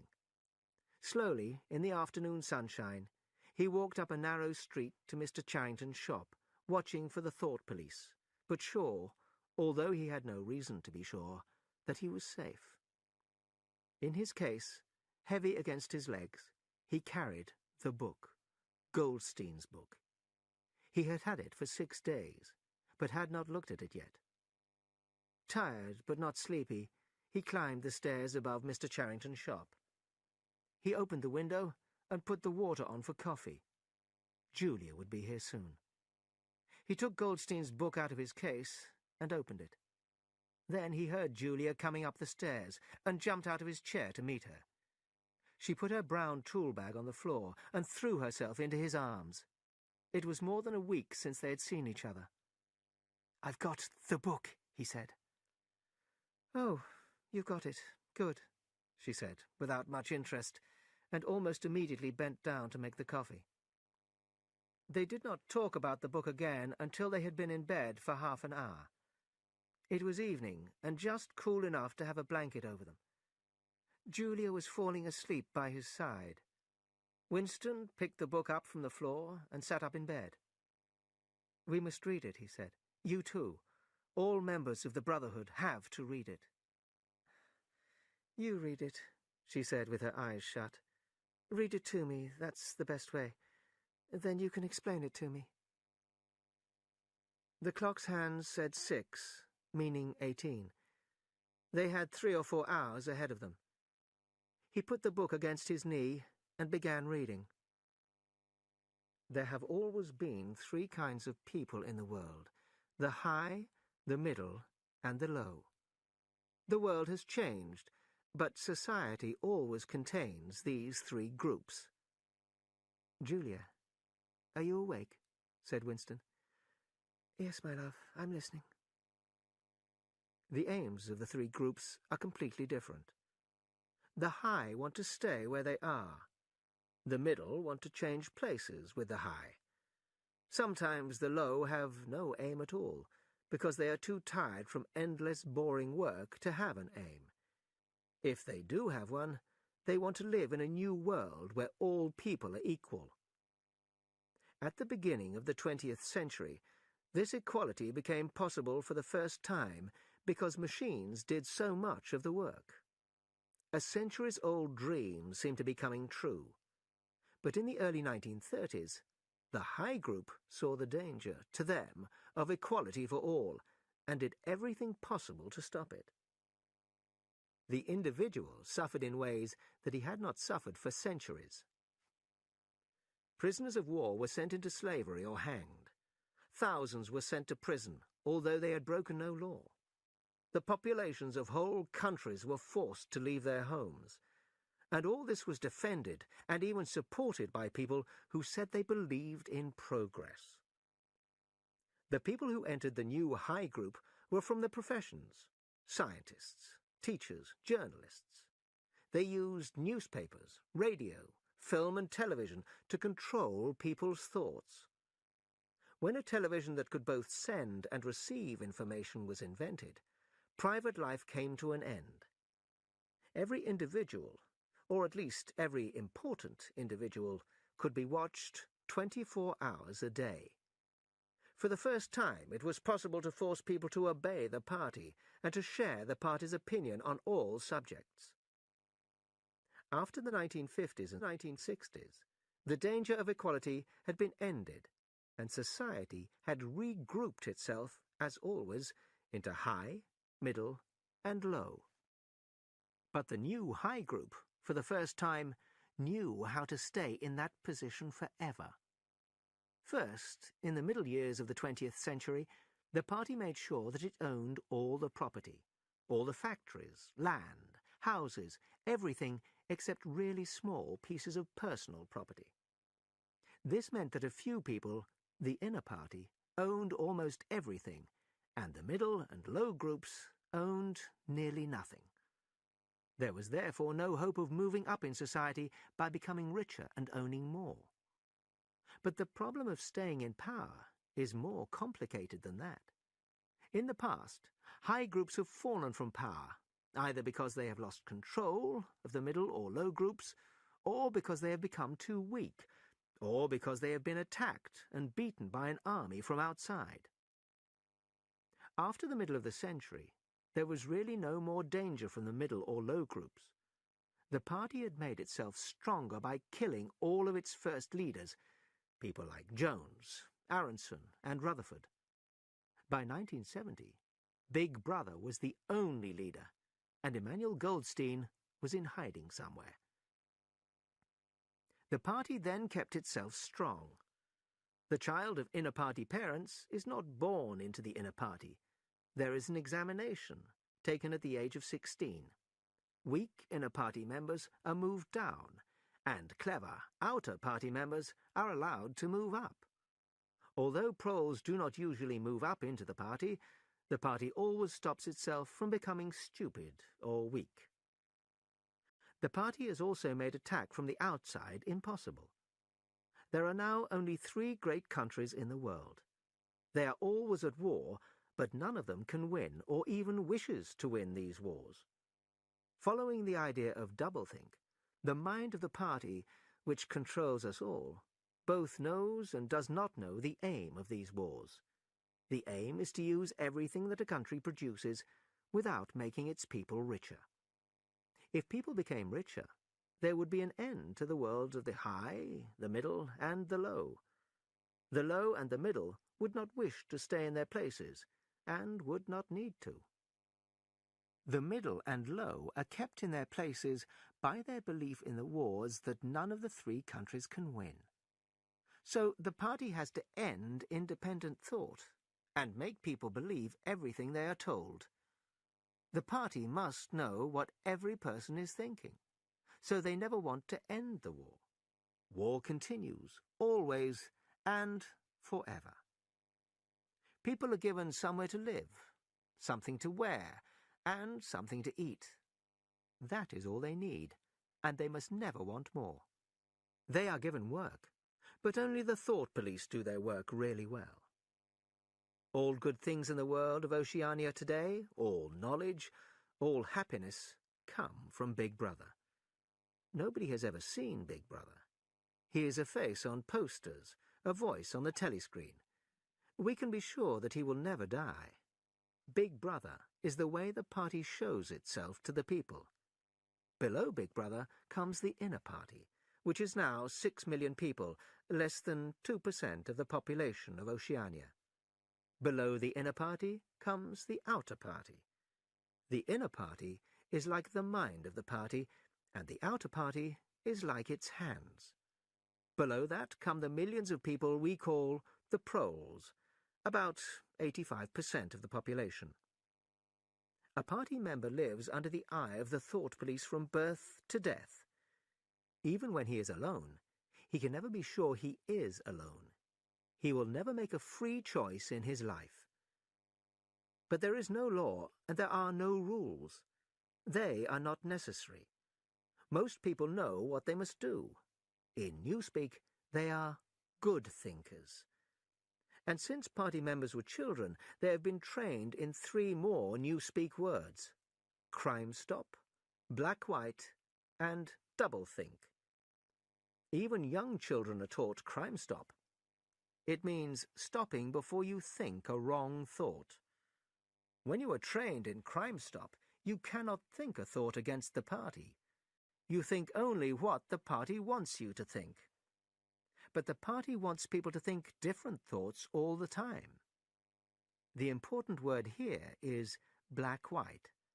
Like many newspeak words, this has 2 meanings. Enemies say that black is white. They tell lies. But party members say that black is white because the party tells them to, and because they believe it. They must forget that they ever had a different belief. Black-white and crime stop are both part of doublethink. Doublethink allows people to hold 2 different ideas in their minds at the same time, and to accept both of them. In this way, they can live with a changing reality, including a changing past. The past must be changed all the time, because the party can never make a mistake. That is the most important reason. It is also important that nobody can remember a time better than now, and so become unhappy with the present. By using doublethink, the party has been able to stop history, keep power, and... Julia? No answer. Julia, are you awake? No answer. She was asleep. He shut the book, put it carefully on the floor, lay down, and put the blanket over both of them. The book had not told him anything he did not already know, but after reading it, he knew he was not mad. He shut his eyes. He was safe. Everything was all right. When he woke, he thought he had slept a long time, but, looking at the old clock, he saw it was only 20:30. Outside he could hear singing. It was a song written in the Ministry of Truth, and a prole woman was singing it. If there was hope, thought Winston, it was because of the proles. Even without reading the end of Goldstein's book, he knew that was his message. The future belonged to the proles. Party members were the dead. "We are the dead," he said. "We are the dead," agreed Julia. "You are the dead," said a voice behind them. They jumped away from each other. Winston felt his blood go cold. Julia's face had turned a milky yellow. "You are the dead," repeated the voice. "It was behind the picture," breathed Julia. "It was behind the picture," said the voice. "Stay exactly where you are. Do not move until we order you to." It was starting. It was starting at last. They could do nothing except look into each other's eyes. They did not even think of running for their lives or getting out of the house before it was too late. It was unthinkable to disobey the voice from the wall. There was a crash of breaking glass. The picture had fallen to the floor. There was a telescreen behind it. "Now they can see us," said Julia. "Now we can see you," said the voice. "Stand in the middle of the room. Stand back to back. Put your hands behind your heads. Do not touch each other." "I suppose we should say goodbye," said Julia. "You should say goodbye," said the voice. There was a crash as a ladder broke through the window. Soldiers came in. More came crashing in through the door. Winston did not move, not even his eyes. Only one thing mattered. Don't give them an excuse to hit you. One of the soldiers hit Julia hard in the stomach. She fell to the floor, fighting to breathe. Then 2 of them picked her up and carried her out of the room, holding her by the knees and shoulders. Winston saw her face, yellow with pain, with her eyes tightly shut as they took her away from him. He did not move. No one had hit him yet. He wondered if they had got Mr. Charrington. He wanted to go to the toilet. The clock said 9, meaning 21 hours, but the light seemed too strong for evening. Was it really 9 in the morning? Had he and Julia slept all that time? Mr. Charrington came into the room, and Winston suddenly realized whose voice he had heard on the telescreen. Mr. Charrington still had his old jacket on, but his hair, which had been almost white, was now black. His body was straighter and looked bigger. His face was the clear-thinking, cold face of a man of about 35. Winston realized that for the first time in his life he was looking at a member of the Thought Police. Part 3. Inside Winston Smith's Head. Chapter 9. Minilove. He did not know where he was. He thought he was in the Ministry of Love, Minilove, but he could not be certain. He was in a high-ceilinged, windowless cell with white stone walls. It was bright with cold light. In this place, he felt, the lights would never be turned out. One moment he felt certain that it was bright day outside, and the next moment he was equally certain that it was black night. "We shall meet in the place where there is no dark," O'Brien had said to him. In the Ministry of Love, there were no windows. He thought of O'Brien more often than Julia. He loved Julia and would not betray her, but he did not think about what was happening to her. Sometimes he thought about what they would do to him. He saw himself on the floor, screaming through broken teeth for them to stop hitting him. O'Brien must know he was here. O'Brien said the Brotherhood never tried to save its members, but they would send him a razor blade if they could. One cut, and it would all be finished. In his cell, there was a continuous noise from the machine that brought air in from outside. A narrow shelf went round the wall, stopping only at the door, and at the end opposite the door there was a toilet with no wooden seat. There were 4 telescreens, 1 in each wall. He was hungry. It might be 24 hours since he had eaten. It might be 36. He still did not know, probably never would know, if it had been morning or evening when the soldiers took him. Since then, he had been given no food. He sat on the narrow shelf without moving, with his hands crossed on his knees. He had already learned not to move too much. If you moved around, they shouted at you from the telescreen. But he wanted food so badly, especially a piece of bread. He thought perhaps there was a small piece in the pocket of his overalls. His need for the bread grew stronger than the fear. He put a hand in his pocket. "Smith!" shouted a voice from the telescreen. 6079 Smith, W. Hands out of pockets in the cells. He crossed his hands on his knee again. There was a sound of marching boots outside. A young officer, black-uniformed, with an emotionless face, stepped into the cell. He waved to the guards behind him, and they brought in a man who they were holding by the arms. It was Ampleforth, the man who rewrote poems for the party. The cell door closed behind him. Ampleforth walked up and down the cell. He had not yet noticed Winston. He was dirty, wore no shoes, and had not shaved for several days. The hairy half-beard gave him a criminal look that was strange, with his large, weak body and nervous movements. Winston thought quickly. He must speak to Ampleforth, even if they shouted at him through the telescreen. It was possible that Ampleforth had the razor blade for him. "Ampleforth," he said. There was no shout from the telescreen. Ampleforth stopped walking up and down. He seemed surprised.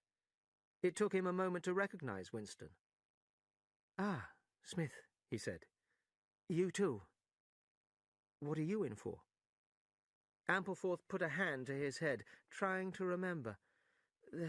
There is something," he said. "We were working on a poem, and I didn't change the word God. It was necessary in the poem. There was no other word, so I left it."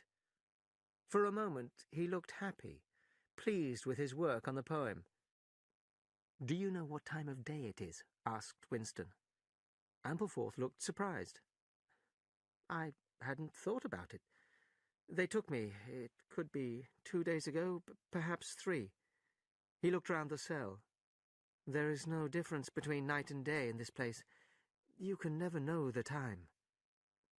They talked for a few minutes, then, for no clear reason, a voice from the telescreen told them to be silent.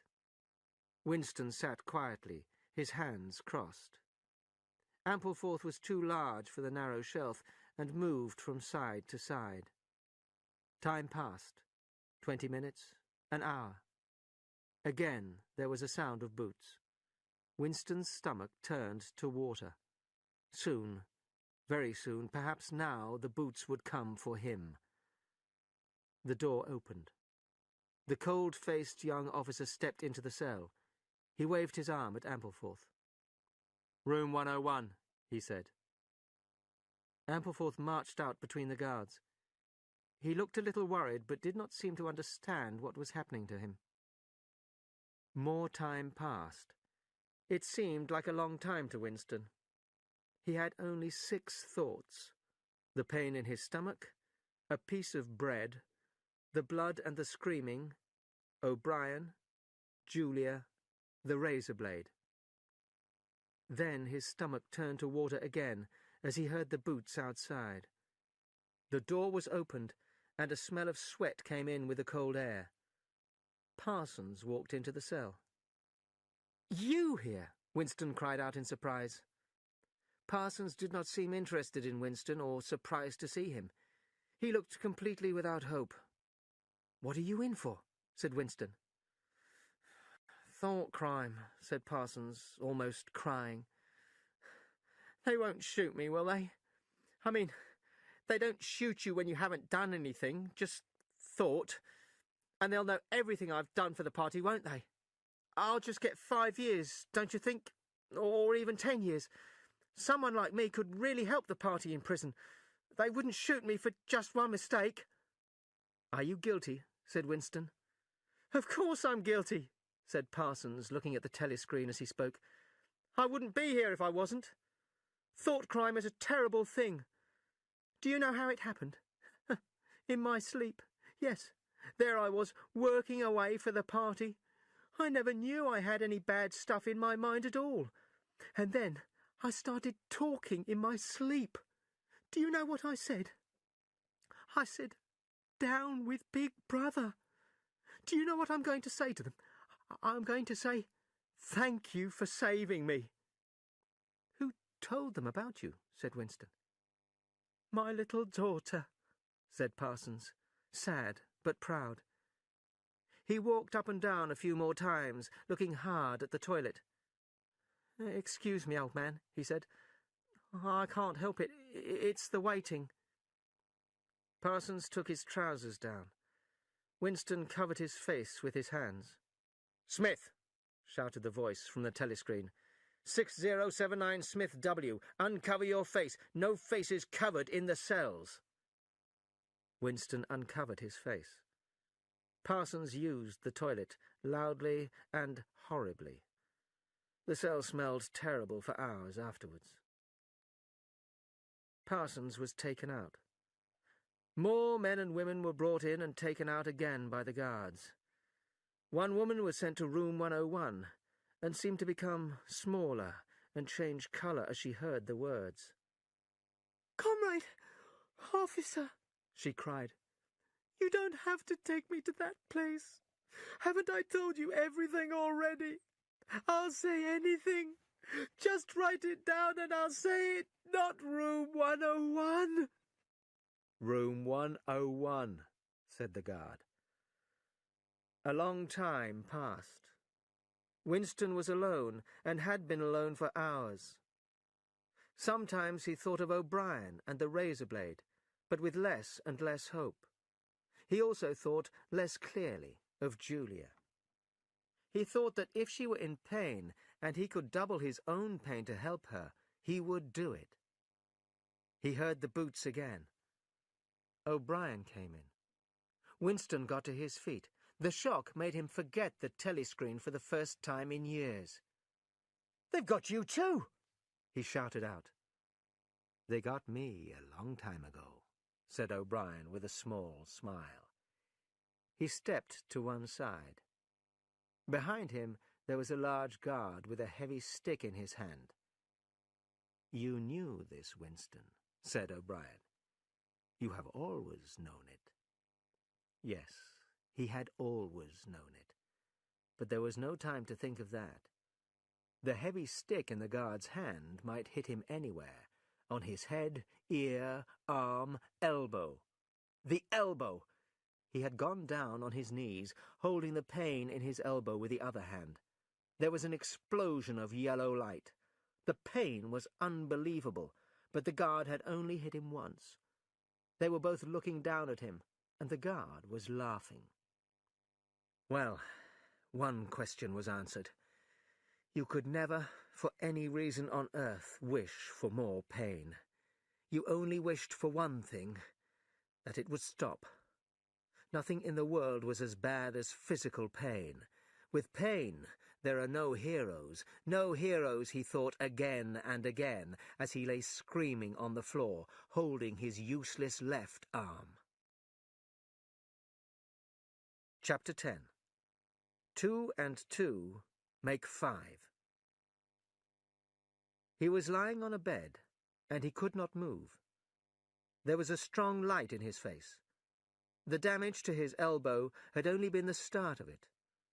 5 or 6 men in black uniforms had hit him with sticks or iron bars, kicked him with their boots. He could not remember how many times they had hit him, or how long this punishment had lasted. Sometimes he told them what they wanted to know before they even touched him. Other times they hit him again and again, before he said a word. And all this was just the start. The first stage of questioning that everyone in the cells of the Ministry of Love had to suffer. Later the questioners were not guards, but party men in suits, who asked him questions for 10 to 12 hours before they let him sleep. They made sure he was not comfortable and was in slight pain. They made a fool of him, made him cry. Sometimes they said they would call the guards and their sticks again. Other times they called him comrade and asked him in the name of Big Brother to say he was sorry. He told them he was responsible for every imaginable crime. He said he was an East Asian spy. He said he had murdered his wife, although they knew very well she was still alive. He said he knew Goldstein. He did not remember when the questions had stopped. There was a time when everything was black, and then he was in this room, lying on this bed, unable to move. O'Brien was looking down at him. His hand was on a machine. "I told you," said O'Brien, "that if we met again, it would be here." "Yes," said Winston. O'Brien's hand touched a lever on the machine, and a wave of pain passed through Winston's body.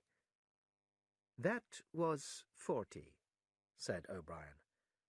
"The numbers on the dial of this machine go up to 100. Please remember that I can make you feel a lot of pain at any time. If you lie, if you don't answer the question, or even if you answer with less than your usual intelligence, you will feel pain. Do you understand that?" "Yes," said Winston.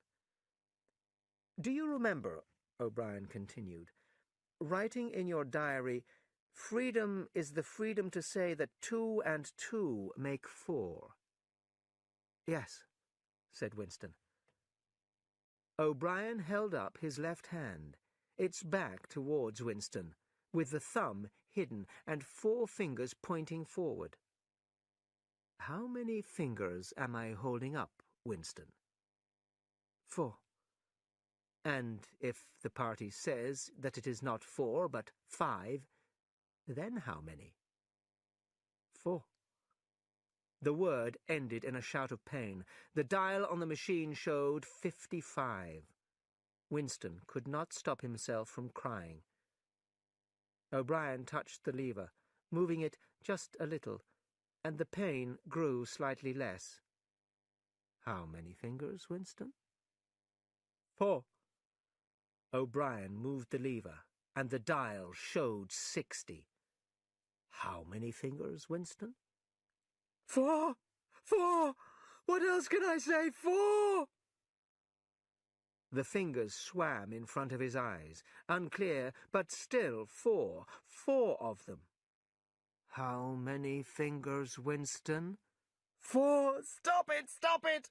How can you continue? 4! 4! "How many fingers, Winston?" 5! 5! 5! "No, Winston, that's no use. You are lying. You still think there are 4. How many fingers, please?" 4! 5! 4! Anything you like, only stop it! Stop the pain!" Suddenly he was sitting up, with O'Brien's arm round his shoulders. He felt very cold and shook uncontrollably. O'Brien held him like a baby, and he felt much better. He felt that the pain was something that came from outside, and that O'Brien would save him from it. "You are a slow learner, Winston," said O'Brien gently. "How can I help it?" cried Winston through his tears. "How can I help seeing what is in front of my eyes? 2 and 2 are 4. "Sometimes, Winston, sometimes they are 5. Sometimes they are 3.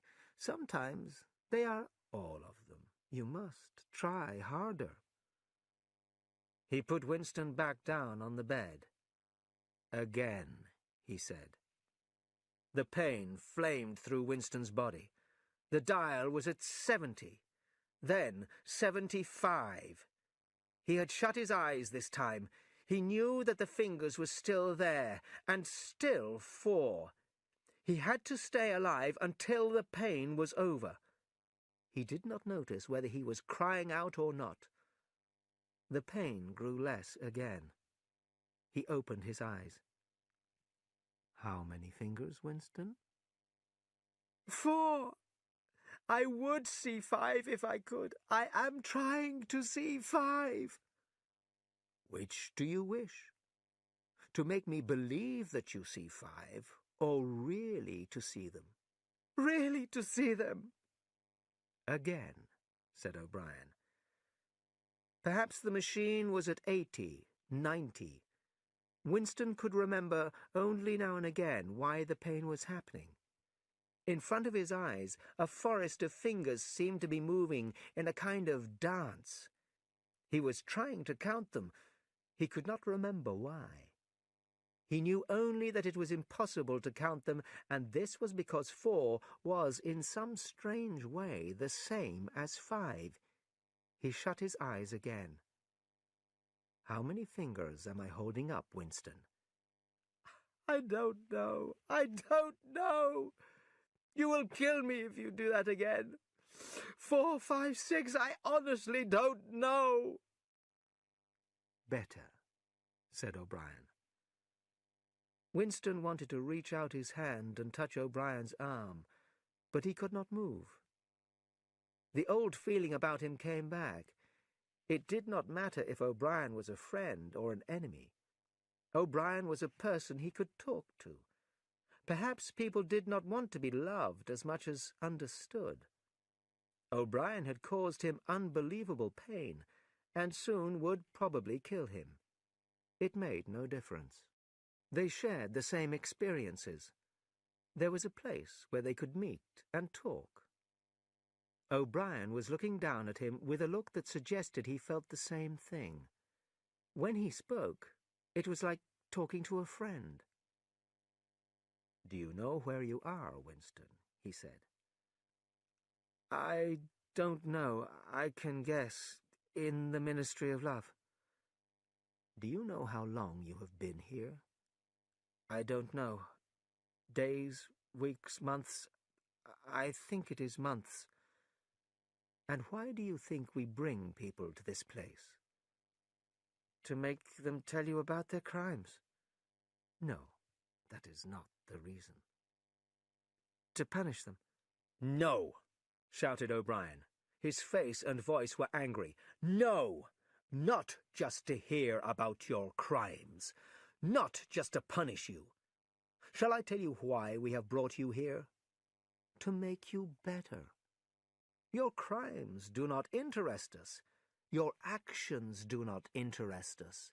We are interested in your thoughts. We do not destroy our enemies. We change them. We change their thoughts. Do you understand what I mean?" "Yes," said Winston. A man in a white coat came into the room and put a heavy machine behind his head. O'Brien had sat down beside the bed so he could look into Winston's eyes. "This time it will not hurt," said O'Brien.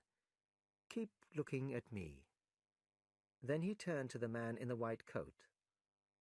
3,000, he said. Winston felt the machine against his head. He heard a lever pulled. Then it was like an explosion inside his head, though it was not certain if there was any noise. There was blinding light, and the feeling that he had been thrown back on the bed where he already was. Something had happened inside his head. As he opened his eyes, he remembered who he was and where he was, and he recognized the face that was looking down into his own. But something was empty inside his head. It felt like a piece had been taken out of his brain. "Look me in the eyes," said O'Brien. He held up the 4 fingers of his left hand with a thumb behind the hand. "There are 5 fingers there. Do you see 5 fingers?" "Yes." And he did see them, just for a second. O'Brien's words filled the hole in his mind with the complete truth. "You see now," said O'Brien, "that it is possible." "Yes," said Winston. O'Brien smiled. "I enjoy talking to you," he said. "Your mind is like mine, except that you are mad. Before we finish, you can ask me a few questions if you want to." "Any question I like?" "Anything." He saw that Winston's eyes were on the machine. "It is switched off. What is your first question?" "What have you done with Julia?" said Winston. O'Brien smiled again. "She betrayed you, Winston. Immediately. Completely. I have never seen anybody obey us so quickly. All her feelings against the party have been burned out of her. She has changed herself completely. Did you use this machine? O'Brien did not answer. Next question, he said. Does Big Brother exist? Of course he exists. The party exists. Big Brother is the face of the party. Does he exist in the same way that I exist? You do not exist, said O'Brien. How could he not exist? But what use was it to say so? O'Brien would argue with him and win again. I think I exist, he said carefully. I was born, and I will die. I have arms and legs. In that sense does Big Brother exist. It is not important, but yes, Big Brother exists. Will he ever die? Of course not. How could he die? Next question. Does the Brotherhood exist? That, Winston, you will never know. If we choose to free you, and if you live to be 90 years old, you will never learn whether the answer to that question is yes or no. Winston lay silent. His chest moved up and down as he breathed. He still had not asked the first question that had come into his mind. He wanted to ask it, but he could not move his tongue. O'Brien was smiling. He knows, thought Winston, suddenly. He knows what I am going to ask. As he thought that, the words fell out of his mouth. What is in room 101? O'Brien was still smiling. You know what is in room 101, Winston. Everyone knows what is in room 101. Chapter 11. The Last Man.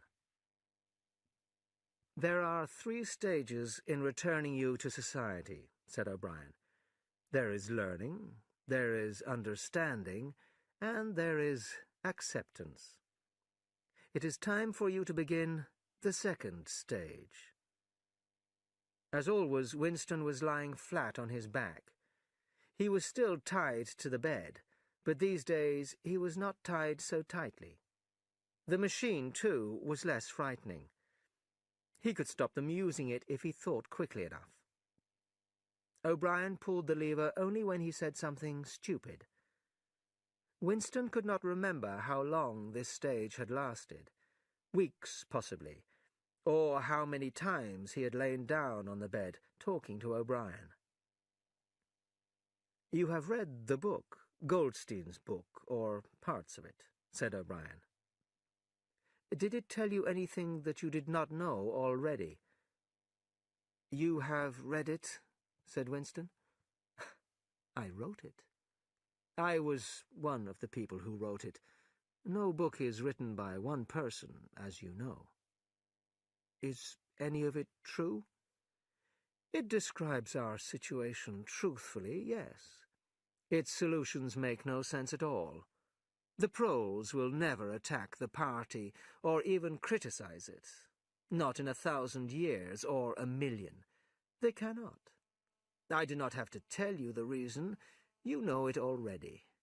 The party will rule for all time. Make that the starting point of your thoughts. Now, let us turn to the question of why we are ruling. What do you think? Winston said what he thought O'Brien wanted to hear. You are ruling over us for our own good, he said.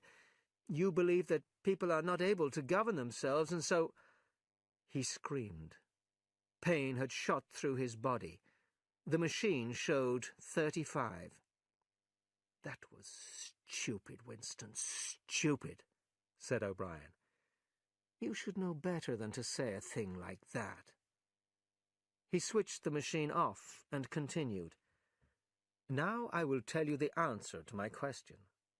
The party is only interested in power, not in the happiness of others, or money, or long life. We want power. Only power, pure power. And we will never, never let it go. Now, do you begin to understand me? Winston thought how tired O'Brien looked. O'Brien moved forward in his chair, bringing his face close to Winston's. "You are thinking," he said, "that my face is old and tired. You are thinking that I talk of power, but I cannot stop my own body getting old. Can you not understand, Winston, that each person is only a very small part of something much bigger, and when the small part needs changing, the whole grows stronger? Do you die when you cut your hair?" O'Brien turned away from the bed and began to walk up and down. "You must understand that power belongs to the group, not to one person. An individual has power only when he belongs to a group so completely that he is not an individual anymore. The party says that freedom is slavery, but the opposite is also true. Slavery is freedom. Alone, free, a human being will die in the end.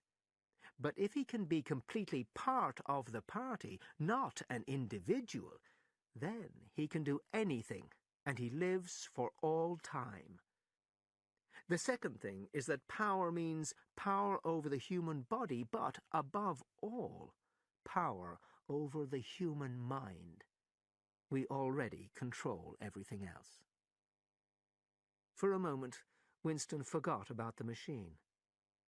"How can you say that you control everything? You can't control the weather. You don't even control the Earth. What about Eurasia and Eastasia? You don't control them. Unimportant. We shall control them when we want to, and if we did not, what difference would it make? Oceania is the world. Have you forgotten doublethink?" Winston lay back on the bed. He knew he was right. O'Brien was saying that nothing exists outside your own mind. There must be a way of showing this was wrong. O'Brien was smiling. "The real power," he said, "is not power over things, but over men." He paused, and for a moment looked like a teacher talking to a clever schoolboy. "How does one man show that he has power over another man, Winston?" Winston thought. "By making him suffer," he said. "Exactly. By making him suffer. Power means causing pain. Power lies in taking human minds to pieces and putting them together again in new shapes of your own choice. Do you begin to see, then, what kind of world we are making?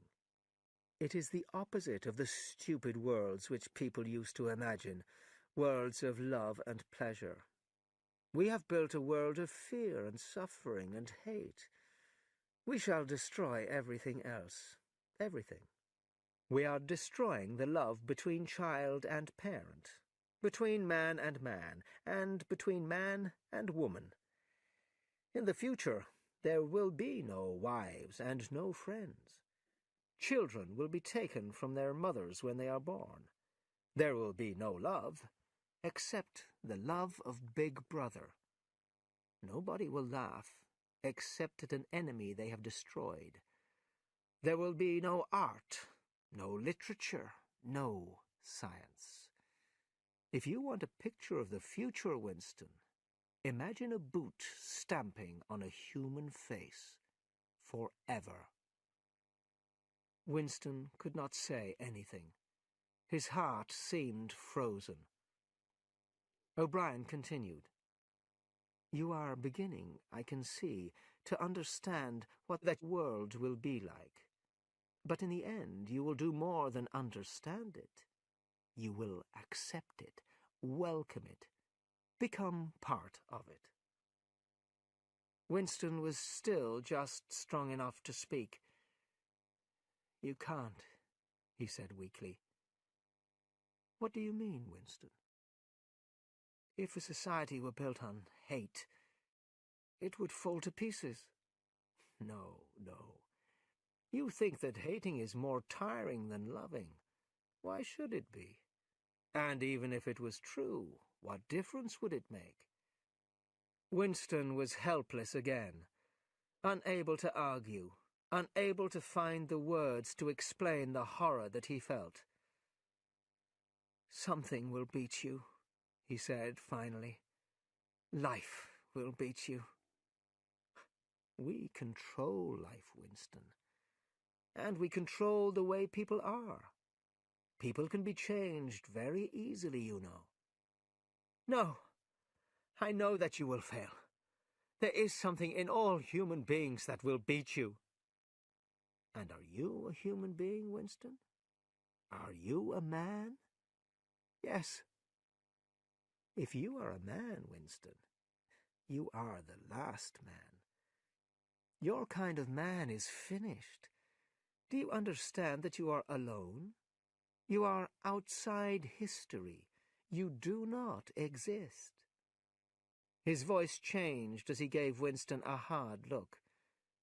And you think you are better than us, because we hate and cause pain. Yes, I think I am better. O'Brien did not speak. Two other voices were speaking. After a moment, Winston recognized one of the voices as his own. It was the conversation he had had with O'Brien on the night he had joined the Brotherhood. He heard himself promising to murder another person, to cause the death of hundreds of innocent people, to make a child blind and destroy its face. O'Brien pressed a switch, and the voices stopped. "Get up from the bed," he said. Winston got off the bed and stood up with difficulty. "You are the last man," said O'Brien. "Are you really better than us? You're going to see yourself as you are. Take off your clothes." Winston took his dirty overalls off and saw himself in a three-sided mirror at the end of the room. He cried out at the horrible sight. "Move closer," said O'Brien. "Look at yourself closely in the three mirrors."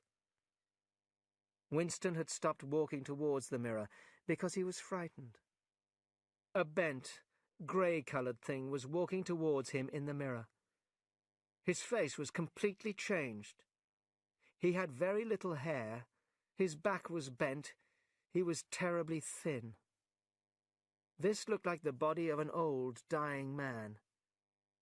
"You have thought sometimes," said O'Brien, "that my face, the face of a member of the inner party, looks old and tired. What do you think of your own face?" He pulled out a handful of Winston's hair. "Even your hair is coming out in handfuls. Open your mouth. 9, 10, 11 teeth left. How many did you have when you came to us? And they're dropping out of your head. Look here." He took hold of one of Winston's few front teeth between his thumb and two fingers. Pain filled Winston's face. O'Brien had pulled out the loose tooth. He threw it across the cell. "You're falling to pieces," he said. "You are dirty. Did you know you smell like a dog? What are you? Just a dirty animal. Now, look into that mirror again. That is the last man." Before he knew what he was doing, Winston had sat on a small chair near the mirror and started to cry. "You did it," he said, through his tears. "You made me look like this."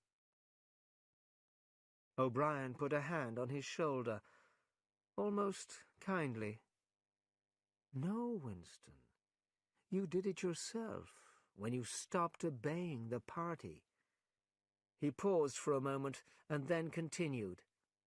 "We have beaten you, Winston. We have broken you. You have seen your body. Your mind is in the same state. There is nothing that we did not make you do." Winston stopped crying. "I have not betrayed Julia," he said. O'Brien looked down at him thoughtfully. "No," he said. "No, that is true. You have not betrayed Julia." Winston thought again how intelligent O'Brien was. Nothing, it seemed, could stop him admiring the man. O'Brien had understood that Winston still loved Julia, and that meant more than betraying the details of their meetings. "Tell me," he said, "how soon will they shoot me?" "It might be a long time," said O'Brien. "You are a difficult case. But don't give up hope. Everyone is cured sooner or later. In the end, we shall shoot you." Chapter 12. Room 101. He was much better. He was getting fatter and stronger every day. The new cell was more comfortable than the others he had been in. There was a bed and a chair to sit on. There was paper and an ink pencil. They had given him a bath, and they let him wash frequently in a metal bowl. They even gave him warm water to wash with. They had given him new overalls, pulled out the rest of his teeth, and given him new false teeth. Weeks had passed, perhaps months. He could count time passing by his meals. He received, he thought, 3 meals in 24 hours. The food was surprisingly good, with meat every 3rd meal. Once there was even a packet of cigarettes. His mind grew more active. He sat down on his bed, his back against the wall, and began to retrain his mind. He belonged to them now, that was agreed. As he realized now, he had given in. He had been ready to belong to them a long time before he had made the decision. From his first moment inside the Ministry of Love, and yes, even when he and Julia stood helpless in front of the telescreen in Charrington's room, he had understood that it had been stupid to fight against the power of the party. He knew that for 7 years the thought police had watched him, looking down on him like an insect walking along a path. They knew everything that he had said or done. They had played his voice back to him, shown him photographs. Some of them were photographs of Julia and himself. Yes, even... He could not fight against the party now. And why should he? The party was right. He began to write, with big, childlike letters. "Freedom is slavery. 2 and 2 make 5.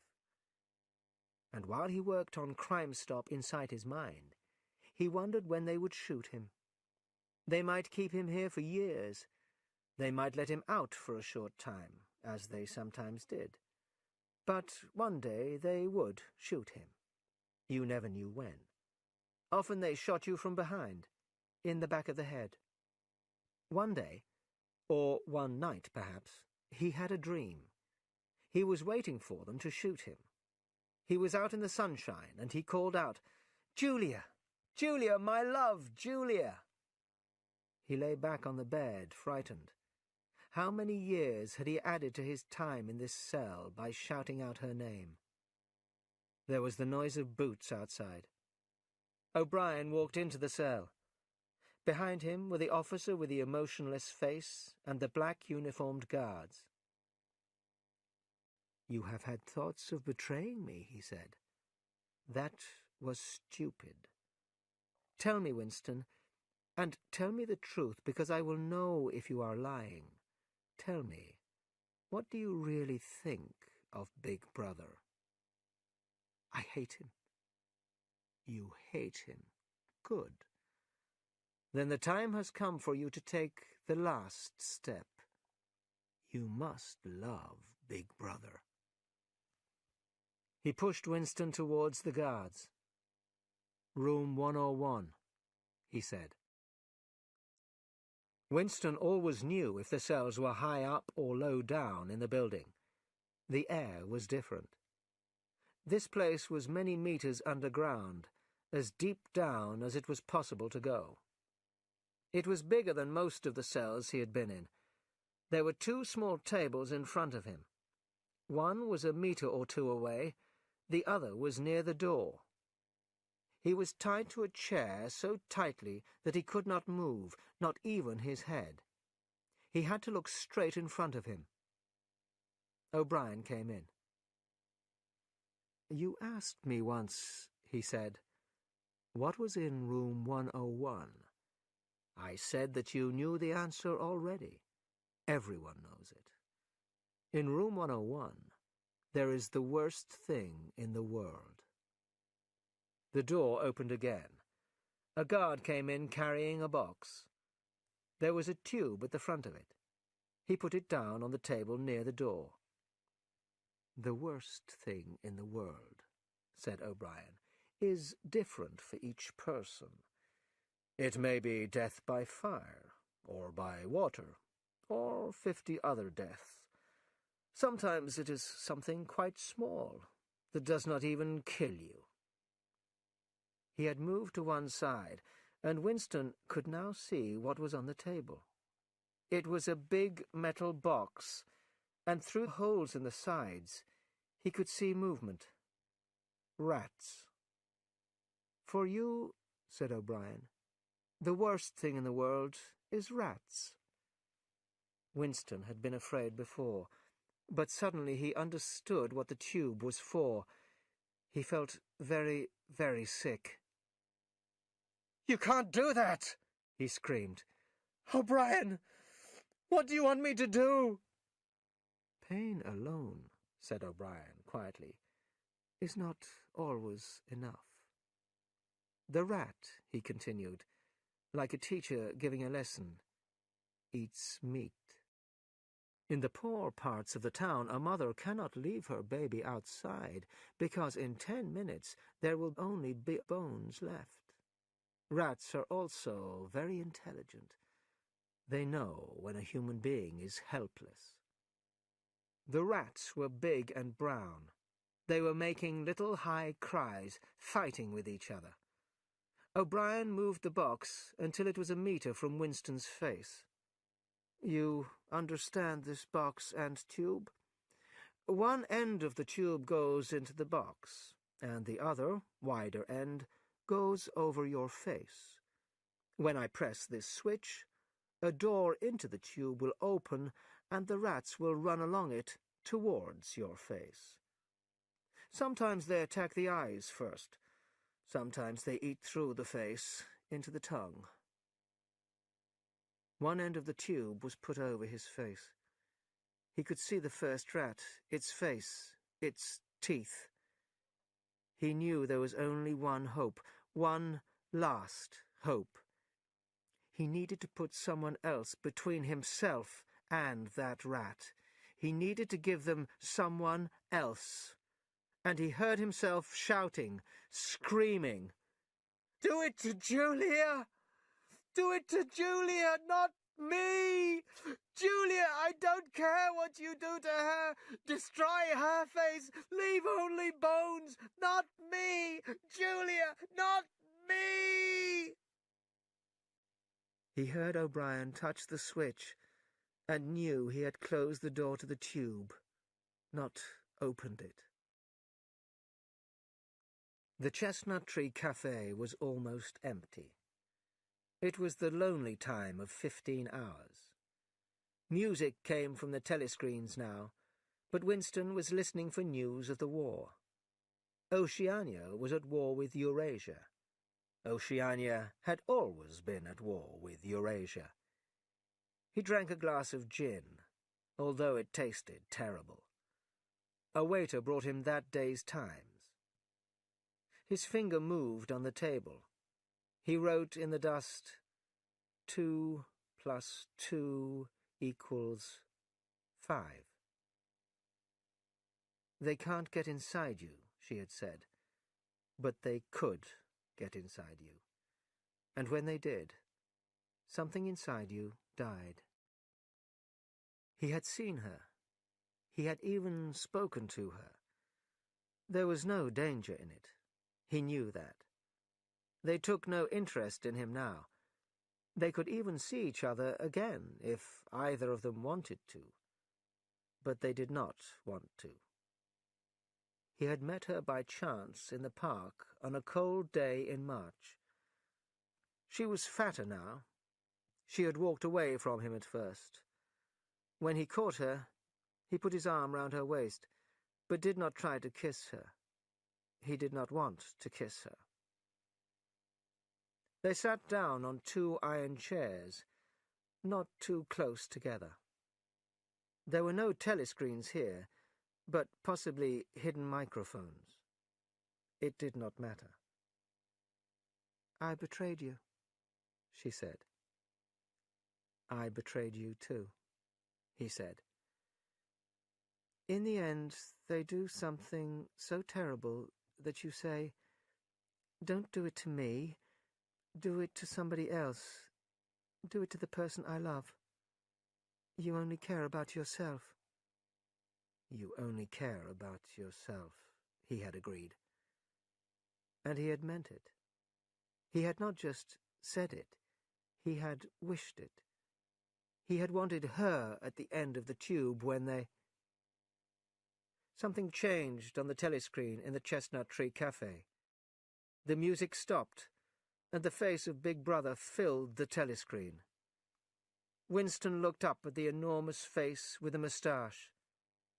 Tears ran down his face, and he was happy. He had won the fight with himself. He loved Big Brother.